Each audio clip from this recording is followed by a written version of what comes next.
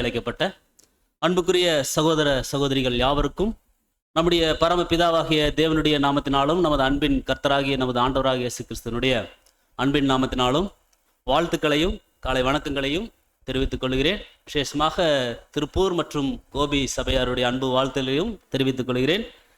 தேவனுடைய பெரிதான கிருபை சென்று போன நாட்களில் அவருடைய மகா பெரிதான காருண்யம் நம் ஒவ்வொருவரோடும் இருந்து இந்த ஒரு புதிதான ஒரு மாதத்திற்குள்ளாக நாம் கடந்து வருவதற்கும்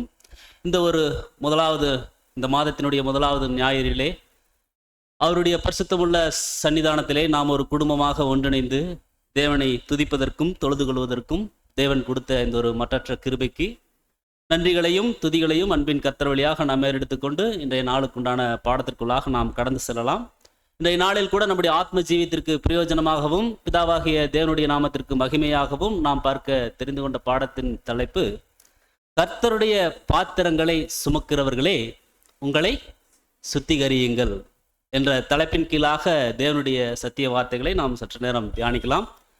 இதற்கு ஆதார வசனமாக ஏசாயா தீர்க்கதரிசன புஸ்தகம் 52 அதிகாரம் 11 வசனம். புறப்படுங்கள், புறப்படுங்கள், அவ்விடமிட்டு போங்கள், அசுத்தமானதை தொடாதிருங்கள், கர்த்தருடைய பாத்திரங்களை சுமைக்கிறவர்களே அதன் நடுவிலிருந்து புறப்பட்டு உங்களை சுத்திகரியுங்கள். பிரியமான சகோதர சகோதரிகளை, ஏசாயா தீர்க்கதரிசி சொல்றாங்க, புறப்படுங்க புறப்படுங்க, அவ்விடம் விட்டு போங்க, அசுத்தமானதை தொடாதீங்க, கர்த்தருடைய பாத்திரங்களை சுமக்கிறவர்களே உங்களை, அதாவது நம்மை சுத்திகரியுங்கள் அப்படின்னு சொல்லி ஒரு எச்சரிப்பின் ஆலோசனையை இங்கே கொடுக்குறார். அன்புக்குரிய சகோதர சகோதரிகளே, தேவனுடைய பெரிதான கிருபை ஏப்ரல் 21 நம்முடைய அன்பின் கர்த்தருடைய அந்த ஒரு மரணத்தை நாம் நினைவு கூர்ந்து நம்முடைய அனைத்து விதமான பாவங்கள், மீறுதல்கள், அக்கிரமங்கள் கிறிஸ்துவுக்குள்ளாக அவருடைய ஈடுபலிக்குள்ளாக மன்னிக்க பெற்று மீண்டும் ஜீவனோடு அவருடைய சமூகத்தில் நாம் தொழுது கொள்வதற்கு தேவன் கிருபை செய்தார். ஸோ இன்றைய தினத்தில் நம்மளுக்கு தேவன் தொடர்ந்து சொல்கிறாங்க, கர்த்தருடைய பாத்திரங்களை சுமக்கிறவங்க எப்படித்தான் இருக்கணுங்களா, பரிசுத்தமாக தான் இருக்கணும் அப்படின்னு சொல்லி அங்கே சொல்கிறார். மேலும் இதனுடைய விஷயங்கள் இன்னும் அப்போஸ்தலனாகிய பவுல் கொரிந்து பட்டணத்திற்கு எழுதும்போது சொல்கிறாங்க, 1 கொரிந்தியர் 3 அதிகாரம் 9 வசனம். நாங்கள் தேவனுக்கு உடன் வேலையாட்களாய் இருக்கிறோம், நீங்கள் தேவனுடைய பண்ணையும் தேவனுடைய மாளிகையுமாய் இருக்கிறீர்கள். இங்க அப்போஸ்தலனாகிய பவுல் சொல்றாங்க, நாங்கள் தேவனுக்கு உடன் வேலையாட்களா இருக்கிறோம், நீங்க எப்படி இருக்கீங்கன்னு சொல்லி பார்த்தோம்னா தேவனுடைய பண்ணையும் தேவனுடைய மாளிகையுமா இருக்கிறீங்கன்னு சொல்லி சொல்றார். அப்போ இங்க இது திருவிழியத்துல பார்க்கும் பொழுது அங்க எப்படி சொல்றாங்கன்னு சொல்லி பார்த்தோம்னா, கடவுள் பண்படுத்தக்கூடிய ஒரு தோட்டமாகவும் அவர் எழுப்பக்கூடிய ஒரு கட்டிடமாகவும் இருக்குது அப்படின்னு சொல்லி சொல்றார். ஸோ நாம தேவனுடைய மாளிகையா இருக்கிறோம் அப்படின்னு சொல்லி இங்க அப்போஸ்தலன் பவுல் சொல்றாங்கன்னு சொல்லி நம்ம பார்க்கிறோம். அன்புக்குரிய சகோதர சகோதரியில, அப்ப தேவன் பண்படுத்தக்கூடிய ஒரு தோட்டமாகவும் அவர் எழுப்பக்கூடிய ஒரு கட்டிடமாகவும் நம்ம இருக்கணும் அப்படின்னா நம்ம எப்படித்தான் இருக்கணும் அப்படின்னு நம்ம பார்த்தோம், பரிசுத்தமாக இருக்கணும் அப்படிங்கிறத இங்க அப்போஸ்தலனாகிய பவுல் நம்மளுக்கு சொல்றார். அப்போ இங்க நம்முடைய சகோதரரை குறித்து சொல்லும் பொழுது ரீபிரிட் நம்பர் 5302 அங்க சொல்றாரு, labourers together, God is working with us and we are working with him, finding the saintly, the true and guiding them, fitting them for the spiritual kingdom அப்படின்னு சொல்லி சொல்றார். அதாவது தேவன் நம்மோடு இணைந்து அந்த ஒரு வேலையை, ஊழியத்தை செய்வதற்கு விருப்பமா இருக்கிறார். ஸோ நம்ம என்ன பண்ணணும் அப்படின்னா தேவனோடு இணைந்து அந்த ஒரு ஊழியத்தை செய்வதற்கு நாம் வாஞ்சியுள்ளவர்களாக இருக்கணும் அப்படின்னு சொல்லி சொல்றார். மேலும் அங்க பிதாவாகிய தேவன் ஒரு பெரிய ஒரு தோட்டக்காரராக இருந்து அந்த ஒரு பண்ணையை அவர் என்ன பண்றாருன்னு சொல்லி பார்த்தோம்னா அவர் சீர்படுத்திட்டு இருக்கிறார் அப்படிங்கிற ஒரு விஷயங்கள் அங்க சொல்றார். எதற்காக அந்த ஒரு பண்ணையை, அந்த ஒரு கட்டிடத்தை தேவன் சீர்படுத்துறார் அப்படின்னு சொல்லி பார்த்தோம்னா கனிகளை கொடுக்கணும் அப்படிங்கிறதுக்காக. எந்த மாதிரி கனிகள் அப்படின்னா ஆவியின் கனிகள்ல அவங்க வளர்ந்து பெருகணும், ட்ரூ கேரக்டர் டெவலப்மெண்ட் அங்க தேவன் அன்புக்குரிய சகோதர சகோதரில எதிர்பார்க்கிறார் அப்படின்னு சொல்லி நம்ம பார்க்கிறோம். இது குறித்து மேலும் நம்முடைய சகோதரர் சொல்றாரு, அடுத்த ஆபிரகாமின் சந்ததியாகிய ஆவிக்குரிய ஆபிரகாமை தெரிந்து கொள்ளுதல் ஒன்றுதான் இந்த சுவிசேஷ யுகத்தினுடைய இந்த ஒரு காலத்தினுடைய பணியாக இருக்குது. இது இந்த பூமியின் வித்திலிருந்து தான் தெரிந்து கொள்ளப்படணும் அப்படின்னு சொல்லி அங்க சொல்றார். இவங்க தான் பூமியின் வம்சங்களை எல்லாம் அங்க ஆசீர்வதிக்க போறவங்களாக இருக்கிறாங்கன்னு சொல்லி சொல்றார். ஸோ இந்த ஒரு ஆவிக்குரிய சந்ததி பூர்ணப்படாத வரையில பூமியின் வம்சங்களை எல்லாம் ஆசீர்வதிக்கக்கூடிய அந்த ஒரு வாக்கு தத்தம் அங்க நிறைவேறாது அப்படின்னு சொல்லி சொல்றார். ஏன்னா ஆதியிலேயே அங்க ஒரு தயை, ஒரு கிருபை தேவன் கொடுத்தாங்க ஆபிரகாம் கிட்ட. அதாவது உன் நிமித்தம் இந்த பூமி என்ன பண்ணும் அப்படின்னு சொல்லி பார்த்தோம்னா ஆசீர்வதிக்கப்படும் சொல்லி அங்க வந்து சொல்றார் அன்புக்குரிய சகோதர சொல்ல. அதனாலதான் நீங்கள் கிறிஸ்துவின் உடையவர்களானால் ஆபிரகாமின் சந்ததியாகியும் வாக்குத்தத்தத்தின்படியே சுதந்திரராயும் இருக்கிறீங்கன்னு சொல்லி சொல்றார். அப்ப முதல்ல இருந்து கடைசி வரைக்கும் ஒரே ஒரு வேலை, ஒரே ஒரு பணி தான் அங்க வந்து செய்துட்டு இருக்காங்க. என்னன்னு சொல்லி பார்த்தோம்னா, அதாவது அறுப்பினுடைய துவக்கமோ அல்லது முடிவோ ரெண்டும் ஒண்ணுதான். எப்படின்னு சொல்லி பார்த்தோம்னா, நோக்கம் என்ன அப்படின்னு சொல்லி பார்த்தோம்னா அன்புக்குரிய சகோதர சோர்ல, அவருடைய தெரிந்து கொள்ளப்பட்ட ஆபிரகாமின் ஆவிக்குரிய சந்ததியை கூட்டி சேர்ப்பது மட்டும்தான் நோக்கம். அறுவடை நாம் எதற்கு செய்யறோம் அப்படின்னு சொல்லி பார்த்தோம்னா இந்த ஒரு நோக்கத்திற்காகத்தான் அன்புக்குரிய சகோதர சோர்ல நம்ம வந்து செய்யறோம். சரி, தேவன் பண்படுத்தக்கூடிய ஒரு தோட்டம், ஒரு கட்டடம், இதெல்லாம் நம்ம வந்து பார்க்கிறோம். அப்போ சொன்னா இப்போ இதோட நிறுத்திட்டாரானா இல்லை, இதனுடைய அஸ்திவாரத்தை குறித்து கூட பின்வரும் வசன பகுதிகளில் வந்து சொல்றார். வாசிக்கலாம். 1 கொரிந்தியர் 3:11 போடப்பட்டிருக்கிற அஸ்திபாரமாகிய இயேசு கிறிஸ்துவை அல்லாமல் வேறே அஸ்திபாரத்தை போட ஒருவனாலும் கூடாது. யார்தான் அஸ்திபாரம் அப்படின்னு சொல்லி இங்க அப்போஸ்தலனாகிய பவுல் சொல்றாங்க சொல்லி பார்த்தோம்னா, இயேசு கிறிஸ்துவை அல்லாமல் வேற ஒருத்தரும் வந்து என்ன பண்ண முடியாதுன்னா அந்த அஸ்திபாரத்தை வந்து போட முடியாதுன்னு சொல்லி சொல்றார். ஏன்னா கர்த்தர் வந்து என்ன பண்ணிட்டார் சொல்லி பார்த்தோம்னா, தன்னுடைய ஜீவனை கொடுத்து அந்த ஒரு மீட்கும் பொருளை கொடுத்து என்ன பண்ணிட்டான்னு சொல்லி பார்த்தோம்னா அந்த அஸ்திபாரத்தை போட்டுட்டாருன்னு சொல்லி நம்முடைய சகோதரர் நிறைய ரீபிரிண்ட்ல வந்து அங்க வந்து சொல்றார். அப்ப அன்புக்குரிய சகோதர சகோதரியில இதுல வந்து அங்க நம்ம கவனிக்க வேண்டியது, laid in the heaven, not on earth, all other living stones on this foundation are drawn and cemented to it by heavenly attraction சொல்லி சொல்றார். அதாவது என்ன சொல்றாரு இங்க, இது வந்து பரலோகத்தில் இருக்குது, பூமியில் இல்லை அப்படின்னு சொல்லி அங்க வந்து சொல்றார். அது வந்து ஒரு சீல் பண்ணப்பட்டிருக்கு, சிமெண்டட் அப்படின்னு சொல்லி அங்க வந்து சொல்றார். அது வந்து ஒரு சீல் பண்ணப்பட்டிருக்குது அந்த ஒரு சபை, அந்த ஒரு தேவன் பண்படுத்தக்கூடிய ஒரு கட்டடம், அந்த அஸ்திபாரம், இந்த விஷயங்களை வந்து அவர் வந்து சொல்லிட்டு இருக்கிறார். அப்ப மேலும் அங்க வந்து சொல்றாரு, அடுத்த ரீபிரிண்ட்ல வந்து சொல்றாரு, வேற ஒரு அஸ்திபாரத்தை வந்து என்ன பண்ண முடியாதுன்னா நிச்சயமாக போட முடியாதுன்னு சொல்லி நம்ம வந்து பார்க்கிறோம். ஏன்னா கிறிஸ்துவனுடைய திருச்சபை வாய்ப்பில் இருக்கக்கூடிய அந்த ஒரு பிள்ளைகள் வந்து என்ன பண்றாங்கன்னு சொல்லிட்டு தேவனோடு நெருங்கி ஜீவிப்பதற்கு தொடர்ந்து அந்த ஒரு வாஞ்சையை பிரயாசங்களை அவங்க வந்து ஏறெடுத்துட்டு இருக்கிறாங்கன்னு சொல்லி நம்ம வந்து பார்க்கிறோம். கர்த்தர் தான் நம்மளுக்கு எப்படி இருக்காருன்னு சொல்லி பார்த்தோம்னா ஒரு அடித்தளமாக இருக்கிறார், ஒரு ஃபவுண்டேஷனாக இருக்கிறார். ஸோ அவர் மேல நம்மளுடைய சபையை, அதாவது நம்முடைய விசுவாசத்தை வச்சு கட்டும் பொழுது அன்புக்குரிய சகோதர சோர்ல தேவன் வாசம் பண்ணக்கூடிய ஒரு ஆலயமாக நம்ம வந்து மாற முடியும் அப்படிங்கிற ஒரு விஷயத்தை அங்க வந்து சொல்றார். அப்ப இந்த ஒரு அஸ்திபாரம் இயேசு கிறிஸ்து தான். அவர் இல்லாம வேற ஒரு அஸ்திபாரத்தை போடுவதற்கு ஒருத்தர்னாலையும் முடியாது அப்படின்னு சொல்லிட்டு அடுத்து 12ஆம் வசனத்துல வந்து சொல்றாரு. ஒருவன் அந்த அஸ்திபாரத்தின் மேல் பொன், வெள்ளி, விலையேற பெற்ற கல், மரம், புல், வைக்கோல் ஆகிய இவைகளை கட்டினால், இங்க 2 விதமான மெட்டீரியல் கொடுக்கிறார். ஒன்னு தரமான மெட்டீரியல், இன்னொன்னுங்க தரமற்ற மெட்டீரியலாக இருக்குதுன்னு சொல்லி நம்ம வந்து பார்க்கிறோம். பொன், வெள்ளி, விலையேற பெற்ற கல், இது எப்படி இருக்குன்னு சொல்லி பார்த்தோம்னா குட் மெட்டீரியல், இது தரமான பொருள். தரமற்ற பொருட்கள் வந்து மரம், புல், வைக்கோல். அப்ப அன்புக்குரிய சகோதர சகோதரியில அடித்தளம் கர்த்தர். பேசிக்லயே நம்ம பேசிக் கேட்கும்போது அந்த அடித்தளம் வந்து தேவ கிருபையில வந்து போட்டாச்சு.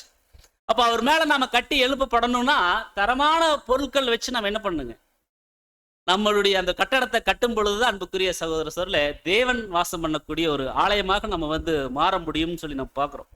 அப்போ இங்க குண இயல்புகளை கட்டி எழுப்புறது குறித்து தான் இங்க நம்முடைய சகோதரர் கூட அதை சொல்றார். ரீபிரிண்ட் நம்பர் 58, 23, 266 மற்றும் நிறைய ரீபிரிண்ட்ல வந்து அவர் வந்து சொல்றாரு. இதுக்கு இன்னும் விளக்கம் சொல்லும்பொழுது நம்முடைய குணலட்சணங்களை கட்டி எழுப்பணும். அது மாத்திரம் இல்லாம இது ஒரு ஸ்பிரிச்சுவல் திங்கிங், ஒரு மாம்சீகமான ஒரு திங்கிங். அப்ப நம்ம எதுல கட்டுறோம்? பொன், வெள்ளி, விலையேற பெற்ற கல் அப்படிங்கிறது வந்து பார்த்தோம்னா ஒரு ஸ்பிரிச்சுவல் திங்கிங், ஒரு ஆவிக்குரிய ஒரு விஷயமாக இருக்கு. அதுல வச்சு கட்டும் பொழுது நிச்சயமாக அந்த கட்டடம் என்ன ஆகுன்னு சொல்லி பார்த்தோம்னா அதற்கேற்ற ஒரு கூலியை பெறும். அதே மரம், புல்லு, வைக்கோல் வச்சு கட்டோம்னா அதற்கே உரித்தான அந்த ஒரு வெகுமதியை அது வந்து நிச்சயமாக பெறும் அப்படின்னு சொல்லி இங்க அப்போஸ்தலனாகிய பவுல் சொல்றாங்க. நம்முடைய சகோதரரும் அவருடைய எழுத்துக்கள்ல வந்து சொல்றார். அப்போ நல்ல பொருட்களை, தரமான பொருட்களை வச்சு கட்டும் பொழுது அதற்குண்டான அந்த ஒரு கிரீடம் கண்டிப்பாக கிடைக்கும், அதுக்குண்டான ஒரு ரிவார்டு கிடைக்கும், கூலி கிடைக்கும்.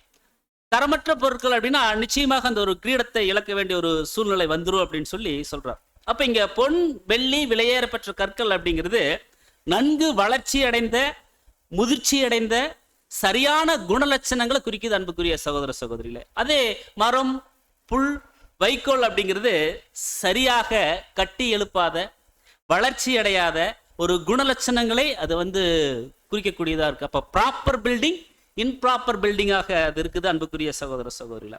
அப்போ இங்க மேலும் அப்போஸ்தலனாகிய பவுல் சொல்றாங்க, 1 கொரிந்தியர் 3ஆம் அதிகாரம் வசனம் 16-17 வரைக்கும் வாசிங்க. நீங்கள் தேவனுடைய ஆலயமாய் இருக்கிறீர்கள் என்றும் தேவனுடைய ஆவி உங்களில் வாசமாய் இருக்கிறதென்றும் அறியாதிருக்கிறீர்களா? ஒருவன் தேவனுடைய ஆலயத்தை கெடுத்தால் அவனை தேவன் கெடுப்பார்.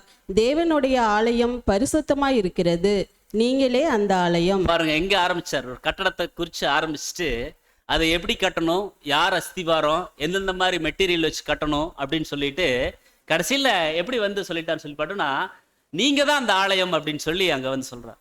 அப்ப இங்க ஒரு ஆலயம் அப்படிங்கிற அந்த ஒரு வார்த்தை சபைக்கு பொருந்தது, அதாவது திருச்சபைக்கு பொருந்தக்கூடியதா இருக்குதுன்னு சொல்லி நம்ம பார்க்கிறோம். அப்ப ஆவியினால் ஜனிப்பிக்கப்பட்ட ஒவ்வொரு கிறிஸ்தவனும் பரிசுத்தாவியினுடைய ஒரு ஆலயமாக இருப்பதாக நம்ம பார்க்கிறோம். அப்போ ஒவ்வொரு சபையும் பரிசுத்த ஆலயமாக கருதப்படுது. திருச்சபை முழுமையாக கூட்டி சேர்க்கப்பட்டதுக்கு அப்புறம் பரலோக நிலைமைக்கு அது மாற்றப்படும் பொழுது தேவனுடைய ஆலயமாக அது நிச்சயமாக மாறும். அப்பொழுது தேவன் அதுல வாசம் பண்ண போறார். தேவன் வாசம் பண்ணுவதற்காகத்தான் அன்புக்குரிய சகோதர சகோதரர்களே, நீங்க ஆலயமாக மாறுங்கன்னு சொல்லி நம்மளுக்கு இப்படிப்பட்ட வாய்ப்பு, ஸ்லாக்கியம் தேவன் கொடுக்கிறார். மேலும் நாம் பார்க்கும் பொழுது ஒவ்வொரு கிறிஸ்தவனும் ஜீவனுள்ள கல்லாக வருங்கால மாபெரும் ஆவிக்குரிய ஆலயத்திற்கு ஏற்றதாக செதுக்கப்படணும். அது மட்டும் இல்லாம சுத்திகரிக்கப்படணும் அன்புக்குரிய சகோதர சகோதரர்களே. அப்படி இருந்தா தான் என்ன பண்ண முடியும் அப்படின்னு சொல்லி பார்த்தோம்னா, ஜீவனுள்ள கல்லாக போக முடியும். செதுக்கப்படல, மெருகேற்றப்படல அப்படின்னா ஜீவன் இல்லாதது. அப்படின்னா அது என்னங்க? அது பிணம். ஜீவனோடு ஜீவனுள்ள கல்லாக அந்த மகிமை பொறிந்த அந்த ஒரு ஆலயத்துல நாம் போய் சேரணும்னா அந்த செதுக்குதல், சுத்திகரிக்கப்படுதல் மிக மிக அவசியம் அன்புக்குரிய சகோதர சகோதரர்களே. எனக்கு செதுக்க வேண்டாம், எனக்கு சுத்திகரிக்கப்பட வேண்டாம் அப்படின்னா எப்படி நம்ம போய் ஜீவனுள்ள கல்லாக நாம் போய் சேர முடியும்? மேலும் நம்முடைய சகோதரர் சொல்றாரு, முற்காலங்கள்ல ஆசரிப்பு கூடாரங்கள்ல மகா பரிசுத்த ஸ்தலத்துல செக்கினா அப்படிங்கிற ஒளி தேவ பிரசன்னத்தை காண்பிக்கிறது போல, தற்காலத்திலும் ஆவியினால் ஜெனிப்பிக்கப்பட்டவங்க ஆவிக்குரிய வழியில நடந்து கர்த்தராகிய இயேசுவினுடைய அன்புல நிலைச்சிருந்து கடைசி வரைக்கும் கீழ்ப்படிந்து இந்த ஒரு மகிமையான ஒளியை பெற்றுக்கொண்டு தொடர்ந்து என்ன பண்ணணும்னா நல்ல குணலட்சணங்களை தங்களுடைய வாழ்க்கையில காட்டணும்னு சொல்லி சொல்றார். மேலும் அங்க கர்த்தருடைய சபையை, தேவனுடைய சபையை கட்டக்கூடிய விஷயத்துல இருக்கக்கூடிய பாடத்தை குறித்து சொல்லும் பொழுது நம்முடைய சகோதரர் சொல்றாரு, நாம் ஆலயமாக இருக்கணும் அப்படின்னா என்ன பண்ணணும்னா உலக பிரகாரமான மனுஷனையும், உலக பிரகாரமான அந்த ஒரு முறைகளையும், உலக பிரகாரமான ஞானத்தையும் நாம் என்ன பண்ணணும்னா தள்ளிடணும். ஏன்னா இந்த உலகத்தினுடைய விஷயங்கள் ஒரு காலத்திலும் நம்மளை நித்திய ஒரு தேவன் கிட்ட கொண்டு போய் சேர்த்தாது. அப்போ உலகத்தின் விஷயம் அது உலகத்துக்கு தான். அது நாம் இந்த பூமிக்குரிய விஷயம் எதுவுமே நம்மளுடைய அர்ப்பணிப்பின் ஜீவியத்தை கரைப்படுத்தாமல் பார்த்துக்கொள்ளணும் அன்புக்குரிய சகோதரர் சொல்லாதான் சொல்றார். அப்போ ஜீவனுள்ள கற்களாக இருக்க வேண்டியவங்க மகா சிற்பாசாரி யாருங்க? பிதாவாகிய தேவனும் அன்பின் கர்த்தரும். ஸோ மகா பெரிய சிற்பாசாரியாகிய கர்த்தருடைய கண்காணிப்புல செதுக்கப்பட்டு மெருகேற்றப்பட்டு தயார் பண்ணப்படும். ஸோ இருதய விருத்த சேதனம் பண்ணப்பட்டு மெய்யான ஆவிக்குரிய சிறைகளாக இருக்க வேண்டிய ஒவ்வொருவரும் இந்த விதமாக சத்தியத்தினால சுத்திகரிக்கப்படுவது ரொம்ப அவசியமா இருக்குது அப்படின்னு சொல்லி சொல்றார்.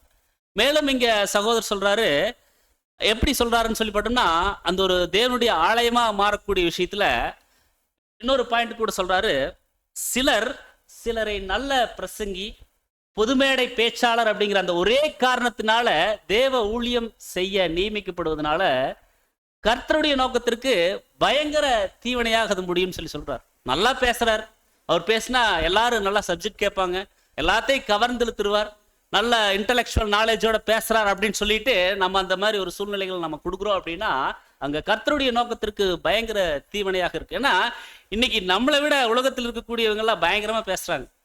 நிறைய மோட்டிவேஷனல் ஸ்பீச், மேடை பேச்சாளர்கள் இன்னைக்கு அப்படி பேசினாங்கன்னா அப்படியே ஸ்டன்னாய் நின்று கேட்குற லெவலில் நிறைய பேர் பேசுறாங்க. ஸோ அன்புக்குரிய சகோதரர் சொல்ல இங்க நம்முடைய சகோதரர் சொல்றாரு, அந்த ஒரு நோக்கத்திற்காக நம்ம எதற்காக ஒருத்தவங்களுக்கு ஒரு ஊழிய வாய்ப்புகளாகட்டும் மற்றும் நாம் சபையாக போகணும் அப்படிங்கிற அந்த விஷயங்கள செய்யறோம் அப்படின்னு சொல்லி பார்த்தோம்னா தேவன் வாசம் பண்ணக்கூடிய ஒரு ஆலயமாக மாறணுங்கிறதுக்காக செய்யறோம். ஸோ அதுல தேவனுடைய நோக்கம்க்கு எவ்வித இடையூறும் இல்லாமல் நம்ம பார்த்து கொள்ளணும்னு சொல்லி சொல்றாரு. அடுத்தது வாசிங்க சார். மெய்யான இஸ்ரவேலராய் இருப்பவர்கள் கட்டடம் கட்டும் தலைமை சிற்பியாகிய கிறிஸ்து இயேசுவுக்கு ஒத்த குணநலன்களை உடையவர்களாய் எல்லா விதத்திலேயும் தங்களை வெட்கப்படாத ஊழியக்காரர் என நிரூபிக்க வேண்டும். சத்திய வசனத்தை நிதானமாக பகுத்து போதிக்கிறவர்களாய் இருக்க வேண்டும். ஒவ்வொரு செயலும் வேதத்திற்கு இசைந்திருக்க வேண்டும். அப்ப இங்க சொல்றாரு, கட்டடம் கட்டும் தலைமை சிற்பி கிறிஸ்து இயேசுவுக்கு அந்த ஒரு ஒத்த குணலட்சணம், கிறிஸ்துவின் பூரணத்திற்கு அந்த ஒரு பாதைக்கு நாம் என்ன பண்ணணும்னா நகர்ந்து செல்லணும் அப்படிங்கிறது அங்க வந்து சொல்றார் அன்புக்குரிய சகோதர சகோதரர். ஸோ இந்த மாதிரி ஆலயங்கள் நாம இந்த மாதிரி ஆலயங்களாக நாம் மாறும்போது தேவன் அதுல நிச்சயமாக வாசம் பண்ணுவார்னு சொல்லி நாம் வந்து பார்க்கிறோம். மேலும் இப்படிப்பட்ட ஆலயத்தை குறித்து பேசுறாரு, நான் அதுல வாசம் பண்றேன்னு சொல்லி சொல்றாரு, இந்த மாதிரி இருக்கணும்னு சொல்லிட்டார். இந்த மாதிரி ஆலயங்கள் எப்படிப்பட்டதாக காணப்படும் அப்படின்னு சொல்லி பார்த்தோம்னா எபிரேயருக்கு எழுதின நிருபம் 6ஆம் அதிகாரம் வசனம் 4 மற்றும் 5. ஏனெனில் ஒரு தரம் பிரகாசிக்கப்பட்டும் பரம ஈவை ருசி பார்த்தும் பரிசுத்த ஆவியை பெற்றும் தேவனுடைய நல்வார்த்தையையும் இனிவரும் உலகத்தின் பலன்களையும் ருசி பார்த்தும். பாருங்க அன்புக்குரிய சகோதரர்களே, இந்த ஆலயங்கள் எப்படிப்பட்டதாக இருக்குன்னு சொல்லி பார்த்தோம்னா ஒரு தரம் பிரகாசிக்கப்பட்டாச்சு, பரம ஈவை ருசி பார்த்தாச்சு, இனி வரக்கூடிய உலகத்தினுடைய விஷயங்களை நம்ம தேவ கிருபையில நாம கற்றுக்கொண்டுட்டு இருக்கிறோம், பரிசுத்தாவியை பெற்றுட்டோம், தேவனுடைய நல்வார்த்தையும் நாம என்ன பண்ணிட்டு இருக்கிறோம்னா கற்றுக்கொண்டுட்டு இருக்கிறோம். அப்படி இருக்கும் பொழுது அன்புக்குரிய சகோதர சகோதரில இந்த ஆலயங்கள் இன்னும் எப்படி மென்மேலும் வளர்ச்சி அடையணும்னு சொல்லிட்டு நம்முடைய சகோதரர் சொல்றாரு. அடுத்து வாசிங்க. தேவனுடைய பிள்ளைகள் ஒவ்வொருவரும் உண்மையான கிறிஸ்தவ குணலட்சணங்கள் தங்களில் காணப்படும்படி விளங்க வேண்டும். இவர்கள் பூரணமாக சத்திய வசனத்தினால் தங்களை சுத்திகரித்து பரிசுத்தம் உள்ளவர்களாக காத்து கொள்ள வேண்டும். அப்ப இங்க ஒரு விஷயம் தொடர்ந்து வந்துட்டே இருக்கு அன்புக்குரிய சொல்ல நம்ம கவனிக்கிறோம். சுத்திகரிக்கிறது தொடர்ந்து அந்த விஷயத்தை வந்து இங்க நம்முடைய சகோதரர் கொடுக்குறாங்க. அப்ப தேவனுடைய பிள்ளைகள் ஒவ்வொருத்தரும் உண்மையான கிறிஸ்துவ குணலட்சணங்கள் தங்கள்ல காணப்படும்படி இருக்கணும். இவர்கள் பூரணமாக சத்திய வசனத்தினால தங்களை சுத்திகரிக்கணும், பரிசுத்தமுள்ளவர்களாகவும் தங்களை காத்துக்கொள்ளணும். வேற எந்த போதங்களினாலும், ஏன்னா பலவிதமான காற்று அடிக்கும். அப்போஸ்தலனாகிய பவுல் முதலே சொல்லிட்டாங்க, பலவிதமான காற்று கண்டிப்பாக அடிக்கும், இன்னைக்கு அடிச்சிட்டு இருக்கு. ஸோ வேற எந்த போதகங்களினாலும் தங்களை கரைப்படுத்தாம காத்து ஜீவிக்கணும். ஒரு தியான விசுவாசமும் நம்பிக்கையும் நம்மை மீட்டு ரட்சித்தவர் பேர்ல ரொம்ப ஸ்ட்ராங்கா வைக்கணும் அப்படின்னு சொல்லி இங்க வந்து சொல்றார். மேலும் இந்த ஆலயங்கள் எப்படி இருக்கணும்னு சொல்லிட்டு இன்னும் நம்ம சகோதரர் சொல்லும் பொழுது, இந்த ஆலயங்கள் தெய்வீக போதனைய, மெய் சத்தியத்தை, ஏற்றகால சத்தியத்தை கேட்கக்கூடிய உரிமையை பெற்றிருப்பவர்களாக இருக்கிறாங்க. இந்த உண்மையான சத்தியம், மெய்யான சத்தியம் எங்கதான் இருக்குன்னு சொல்லி பார்த்தோம்னா இப்ப நம்ம பரிணமிக்கக்கூடிய இந்த ஒரு ஐக்கியத்துல இருக்கு, ஏற்றகால சத்தியம். அப்ப அன்புக்குரிய சகோதர சகோதரியில இந்த ஆலயங்கள், தேவன் வாசம் பண்ணக்கூடிய ஆலயங்கள் எப்படி இருப்பாங்கன்னு சொல்லி பார்த்தோம்னா இந்த மெய்யான சத்தியங்களை கேட்கக்கூடிய உரிமையை பெற்றிருக்கக்கூடியவர்களாக இருக்கிறாங்க. ஏன்னா இதே சேலம் பட்டணத்துல இன்னைக்கு எங்கெங்கேயோ ஆராதனைகள் நடக்குது, அங்கெல்லாம் இந்த மெய்யான சத்தியம் பேசப்படுதுங்களா? கேட்கக்கூடிய உரிமை இருக்குங்களா? அப்ப யாருக்கு தான் அந்த உரிமையை கொடுத்துருக்காருன்னு சொல்லி பார்த்தோம்னா நம்மளுக்கு தான். தேவன் வாசம் பண்ண விரும்பக்கூடிய அந்த ஒரு ஆலயமாக யார் மாறுவதற்கு முயற்சிகள் தொடர்ந்து பிரயாசங்கள் எடுக்கிறாங்களோ அவங்களுக்கு தான் தேவன் என்ன பண்றாங்கன்னு சொல்லி பார்த்தோம்னா இந்த மெய்யான சத்தியத்தை அறிந்து கொள்ளக்கூடிய, உணரக்கூடிய, கேட்கக்கூடிய விஷயங்கள் கொடுக்குறார். அந்த கேட்கக்கூடிய காது கூட தேவன் தான் கொடுக்குறார். இன்னைக்கு எல்லாத்துக்கும் காது இருக்கு, ஆனா கேட்கக்கூடிய காது இருக்குங்களா? அதனால கர்த்தர் சொல்லிட்டாங்க, காதுள்ளவன் கேட்க கடவன். அப்ப என்ன காது? கேட்கக்கூடிய காது இருக்கணும். அந்த காது இருந்தால் மட்டும்தான் இந்த மெய்யான சத்தியம் அன்புக்குரிய சகோதரர்கள் உள்ள போகும். இத்தகைய அந்த ஒரு போதனையை கேட்பவங்க தங்களுடைய விசுவாச ஜீவியத்தில் எப்படித்தான் இருக்கணும்னு சொல்லி பார்த்தோம்னா துவக்கம் முதல் கடைசி வரைக்கும் தேவனுக்கு முன்பாக தங்களை சுத்திகரித்துக் கொள்வது மிக மிக அவசியமா இருக்குதுன்னு சொல்லி இங்க நம்ம பார்க்கிறோம். அதனாலதான் அங்க ஏசாயா தீர்க்கதரிசி சொல்றாரு, கர்த்தருடைய பாத்திரங்களை சுமக்கிறவங்களே உங்களை நீங்க சுத்திகரிங்கன்னு சொல்லி சொல்றாரு. ஆசரிப்பு கூடார முறைமைகள்ல பார்க்கும் பொழுது அந்த ஒரு ஆசரிப்பு கூடாரத்துல பயன்படுத்துறதுக்கு நிறைய பாத்திரங்கள் அங்க வந்து இருந்திருக்கு, ஏராளமாக அங்க வந்து பாத்திரங்கள் பயன்படுத்துறாங்க. ஸோ ஆசரிப்பு கூடாரத்திலும் ஆலயத்திலும் பிரகாரம், பரிசுத்த ஸ்தலம், மகா பரிசுத்த ஸ்தலம், இதுல கர்த்தருடைய பாத்திரங்கள் வந்து அங்க உபயோகப்படுத்தப்பட்டிருக்கு. ஸோ இந்த ஒரு பாத்திரங்களை எல்லாருமே எடுத்து ஹேண்டில் பண்ணி தூக்கிட்டு போயிட முடியுங்களா? யாரு தான் தூக்கிட்டு போக முடியும்? பிரதிஷ்டை செய்யப்பட்ட வகுப்பவர் தான் தூக்க முடியும். எல்லாருமே அந்த பாத்திரங்களை தூக்கிட்டு போயிட முடியாது, ஹேண்டில் பண்ண முடியாதுன்னு சொல்லி நம்ம பார்க்கிறோம். அப்போ பிரதிஷ்டை செய்யப்பட்ட வகுப்பவர் தான் அதை வந்து தூக்குவதற்கு அனுமதிக்கப்பட்டிருக்கிறாங்க, பிரதான ஆசாரியன் மற்றும் ஆசாரியர். அப்போ குறிப்பிட்ட ஒரு சில பணிகளை மட்டும் செய்யறதுக்கு அந்த அந்த அந்த பணிகளை செய்வதற்குண்டான பாத்திரங்களை என்ன பண்றாங்கன்னு சொல்லி பார்த்தோம்னா, பரிசுத்த ஸ்தலத்திலும் மகா பரிசுத்த ஸ்தலத்திலும் அந்த பாத்திரங்களை பயன்படுத்தி ஒரு சில வேலைகள் செய்வாங்க. அந்த முக்கியத்துவம் இல்லாத ஒரு சில வேலைகள் இருக்கும், அதற்குன்னு சொல்லி ஒரு சில பாத்திரங்கள் வந்து என்ன பண்ணியிருப்பாங்கன்னா பயன்படுத்தப்படுவாங்க. ஸோ அது எப்படி பண்ணுவாங்கன்னு சொல்லி பார்த்தோம்னா, ஆசாரியர்களால் துணியில் மூடப்பட்டு லேவியரால் சுமந்து செல்லப்படும் சொல்லி இங்கே நம்ம பார்க்கணும். அப்போ ஆசாரியரும் லேவியரும் மட்டும்தான் இந்த பாத்திரங்களை என்ன பண்ண முடியும்னா தூக்க முடியும். எல்லாரும் இந்த பாத்திரங்களை சுமக்க முடியாத அன்புக்குரிய சகோதரர். அப்போ அந்த ஆசாரியரும் அந்த லேவியரும் தூக்குறாங்க அப்படின்னு சொல்லி பார்த்தோம்னா, அவங்களும் வந்தோடனே அப்படியே எடுத்து தோள் மேலே வச்சுட்டோ தலை மேலே வச்சுட்டோ போயிட முடியுங்களா? அவங்க என்ன பண்ணணும்? அவங்க சுத்திகரிக்கப்படணும். அவங்க சுத்திகரிக்கப்படுவது மிக அவசியமாக இருக்குதுன்னு சொல்லி நாம் வந்து பார்க்கிறோம். வாசிக்கலாம், யாத்திராகமம் 40ஆம் அதிகாரம் 12ஆம் வசனம். பின்பு ஆரோனையும் அவன் குமாரரையும் ஆசரிப்பு கூடார வாசலில் வர செய்து அவர்களை ஜலத்தினால் ஸ்நானம் பண்ணுவித்து. இங்க 2 விஷயம் பார்க்கிறோம் அன்புக்குரிய சகோதர சகோதரர்களே. அந்த பாத்திரங்களை உபயோகப்படுத்தப்படுவதற்கு முன்பாக அதை சுத்தப்படுத்துறது வழக்கம். அதே போல அந்த பாத்திரங்களை சுமக்கிறவர்கள் ஆரோனும் அவருடைய குமாரர்களும் தூய்மைப்படுத்தப்படுவது அங்க அவசியமா இருக்குதுன்னு சொல்லி நாம் பார்க்கிறோம். அப்ப அங்க தூய்மைப்படுத்தப்படுவது, சுத்திகரிக்கப்படுவது அப்படிங்கிறது, கழுவப்படுவது அப்படிங்கிறது பாவங்களிலிருந்து தங்களை கழுவிக்கொள்வது தான் அங்க நிழலாக இருக்குது. அப்ப இது ஒரு நிழல். இதற்கு மாபெரும் ஒரு நிஜம் பார்க்கிறோம் அன்புக்குரிய சகோதர சொல்ல. நமக்கு பிரதான ஆசாரியன் யார்? கர்த்தராகிய இயேசு கிறிஸ்து. அவர் பாவம் அறியாதவர், அவர்கிட்ட பாவம் இல்லை. அப்ப அவருடைய பின்னடியார்கள் திருச்சபையின் பிள்ளைகள். அப்ப அவங்க சுத்திகரிக்கப்படுவது மிக மிக அவசியமா இருக்குது அன்புக்குரிய சகோதர சோர்ல. அதனாலதான் வந்து இங்க ஏசையா சொல்றாங்க, கர்த்தருடைய பாத்திரங்களை சுமக்குறீங்க, நீங்க உங்களை சுத்திகரிச்சு கொள்ளுங்க அப்படின்னு சொல்லி சொல்றாங்க. அப்போ அவங்க அந்த ஒரு பாவத்திலிருந்து பின்னடியார்கள் சுத்திகரிக்கப்படணும்னு சொல்லி நாம் வந்து பார்க்கிறோம். அப்படி சுத்திகரிக்கப்படும் பொழுது அங்க நீதியின் கச்சையால கிறிஸ்துவனுடைய ஈடுபலியால மூடப்பட்டு தேவனுடைய பார்வையில ஒரு பிரியமானவர்களாக பார்க்கப்படுறாங்கன்னு சொல்லி நம்ம பார்க்கிறோம். அப்போ இவங்க தான் கர்த்தருடைய பாத்திரங்களை சுமப்பதற்கு தகுதியானவர்களாக இருக்கிறாங்க. ஸோ இங்க பரிசுத்த பொருட்கள் அப்படிங்கிறது தேவனுடைய வசனத்தை குறிக்கக்கூடியதா இருக்குது அன்புக்குரிய சகோதர சகோதரி. அப்போ இங்க மத்தேயுல அப்போ நம்முடைய அன்பின் கர்த்தர் சொல்றாங்க, மத்தேயு எழுதின சுவிசேஷம் 5ஆம் அதிகாரம் 8ஆம் வசனம். இருதயத்தில் சுத்தமுள்ளவர்கள் பாக்கியவான்கள், அவர்கள் தேவனை தரிசிப்பார்கள். இங்க இருதயத்துல சுத்தம் உள்ளவர்கள் தான் அங்க தேவனை தரிசிக்க முடியும்னு சொல்லி சொல்றார். அப்போ பழைய ஏற்பாட்டு காரியத்துல வந்து பார்க்கும் பொழுது அனைத்து வேலைகளிலும் அந்த சுத்திகரித்தல் இடம்பெற்றுட்டே தான் இருக்குது. அங்க அவருடைய பாவங்கள் கழுவப்படுவதற்கு அடையாளமாக அங்க சுத்திகரித்தல் இருக்கு. ஸோ தேவனுடைய ஆலயம் அப்படிங்கிறது கிறிஸ்துவனுடைய விலையேற பெற்ற அந்த ஒரு ரத்தத்தினால கழுவப்பட்டு நமக்குள்ள இயங்கக்கூடிய தூய்மையான பரிசுத்த ஆவியாக அது வந்து இருக்கணும்னு சொல்லி நாம் பார்க்கிறோம்.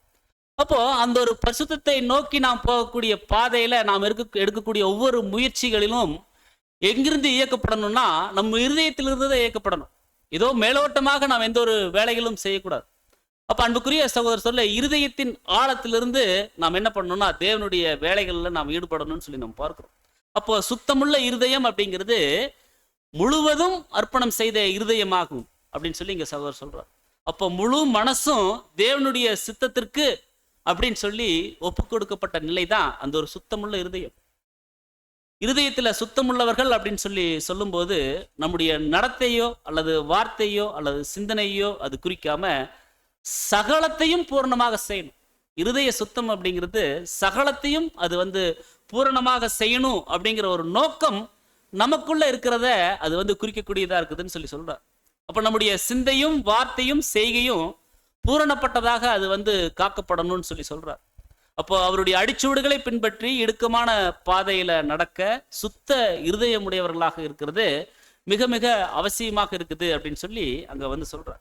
அப்ப நாம பார்க்கிறோம் அன்புக்குரிய சகோதரர்களே, நம்ம டெய்லியும் நல்லா குளிச்சுட்டு வெளித்தோற்றத்தை நாம் என்ன பண்றோம் அப்படின்னு சொல்லி பார்த்தோம்னா ரொம்ப சுத்தமா பரிசுத்தமா பார்க்கறதுக்கு ரொம்ப கவர்ந்து இருக்கிற மாதிரி நம்ம வெளித்தோற்றத்தை நம்ம சுத்தமா வச்சுக்கிறோம். ஏன்னா வெளித்தோற்றத்தை யார் பார்க்கறாங்கன்னு சொல்லி போட்டோம்னா மனுஷர்கள் பார்க்கறாங்க. ஆனா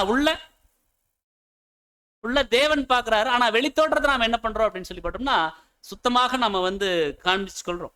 அப்போ கர்த்தருடைய பிள்ளைகள் சத்திய ஆகாரத்தின் மூலம் வந்து தொடர்ந்து பலம் பெற்று தூய்மையை வந்து அந்த ஒரு பரிசுத்தத்தை முழுமையாக காத்திடுவது ரொம்ப அவசியம் சொல்லி சொல்றார். மேலும் இங்க சகோதரர் சொல்லும்போது, நாம் நம்முடைய அன்றாட கடமைகளை நிறைவேற்றும் போது அழுக்குப்படிவதை பாவமாக கருத முடியாது.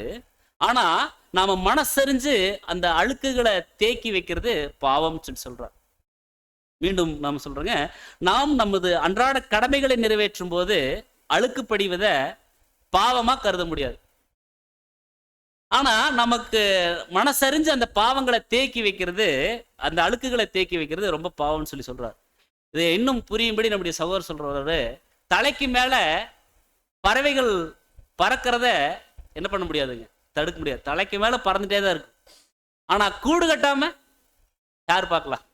அது நம்ம பார்த்துக்கலாம். அப்போ டெய்லி நம்ம வேலை வெளியில உலகத்துக்குள்ள போறோம், ஒரு அழுக்குகள் வந்து நம்ம மேல படியுது.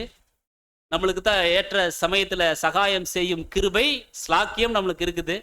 நம்ம உடனடியாக அவருடைய பரிசுத்த ஸ்தலத்துக்கு நம்ம என்ன பண்ணணும்னா, நம்ம முழங்கால்களை முடக்கி தேவனுடைய சமூகத்தில் நாம் போகணும். அந்த மன்னிப்பை நாம் வந்து பெற்றுக்கொள்ளணும். தொடர்ந்து நாம் என்ன பண்ணணும்னு சொல்லி போட்டோம்னா, அந்த மனசறிஞ்ச அந்த அழுக்குகளை தேக்கி வைக்க கூடாதுன்னு சொல்லி நம்ம வந்து பார்க்கணும். அப்போ மனுஷர்களால் அந்த ஒரு அங்கீகரிக்கப்பட்ட ஒரு நிலைப்பாட்டை வெளித்தோற்றத்துல நாம வந்து பெற்றுக்கொள்வது அடைவது அப்படிங்கிறது எளிது. ஆனா பரிசுத்த வேதாகமம் சொல்லுது ஒரு நிலை, ஒரு ஸ்டாண்டர்ட் சொல்லுது. தேவன் நம்முடைய இருதயத்தை பார்க்கக்கூடியவராக இருக்கிறார் அப்படின்னு சொல்லி இங்க நம்ம பார்க்கிறோம்.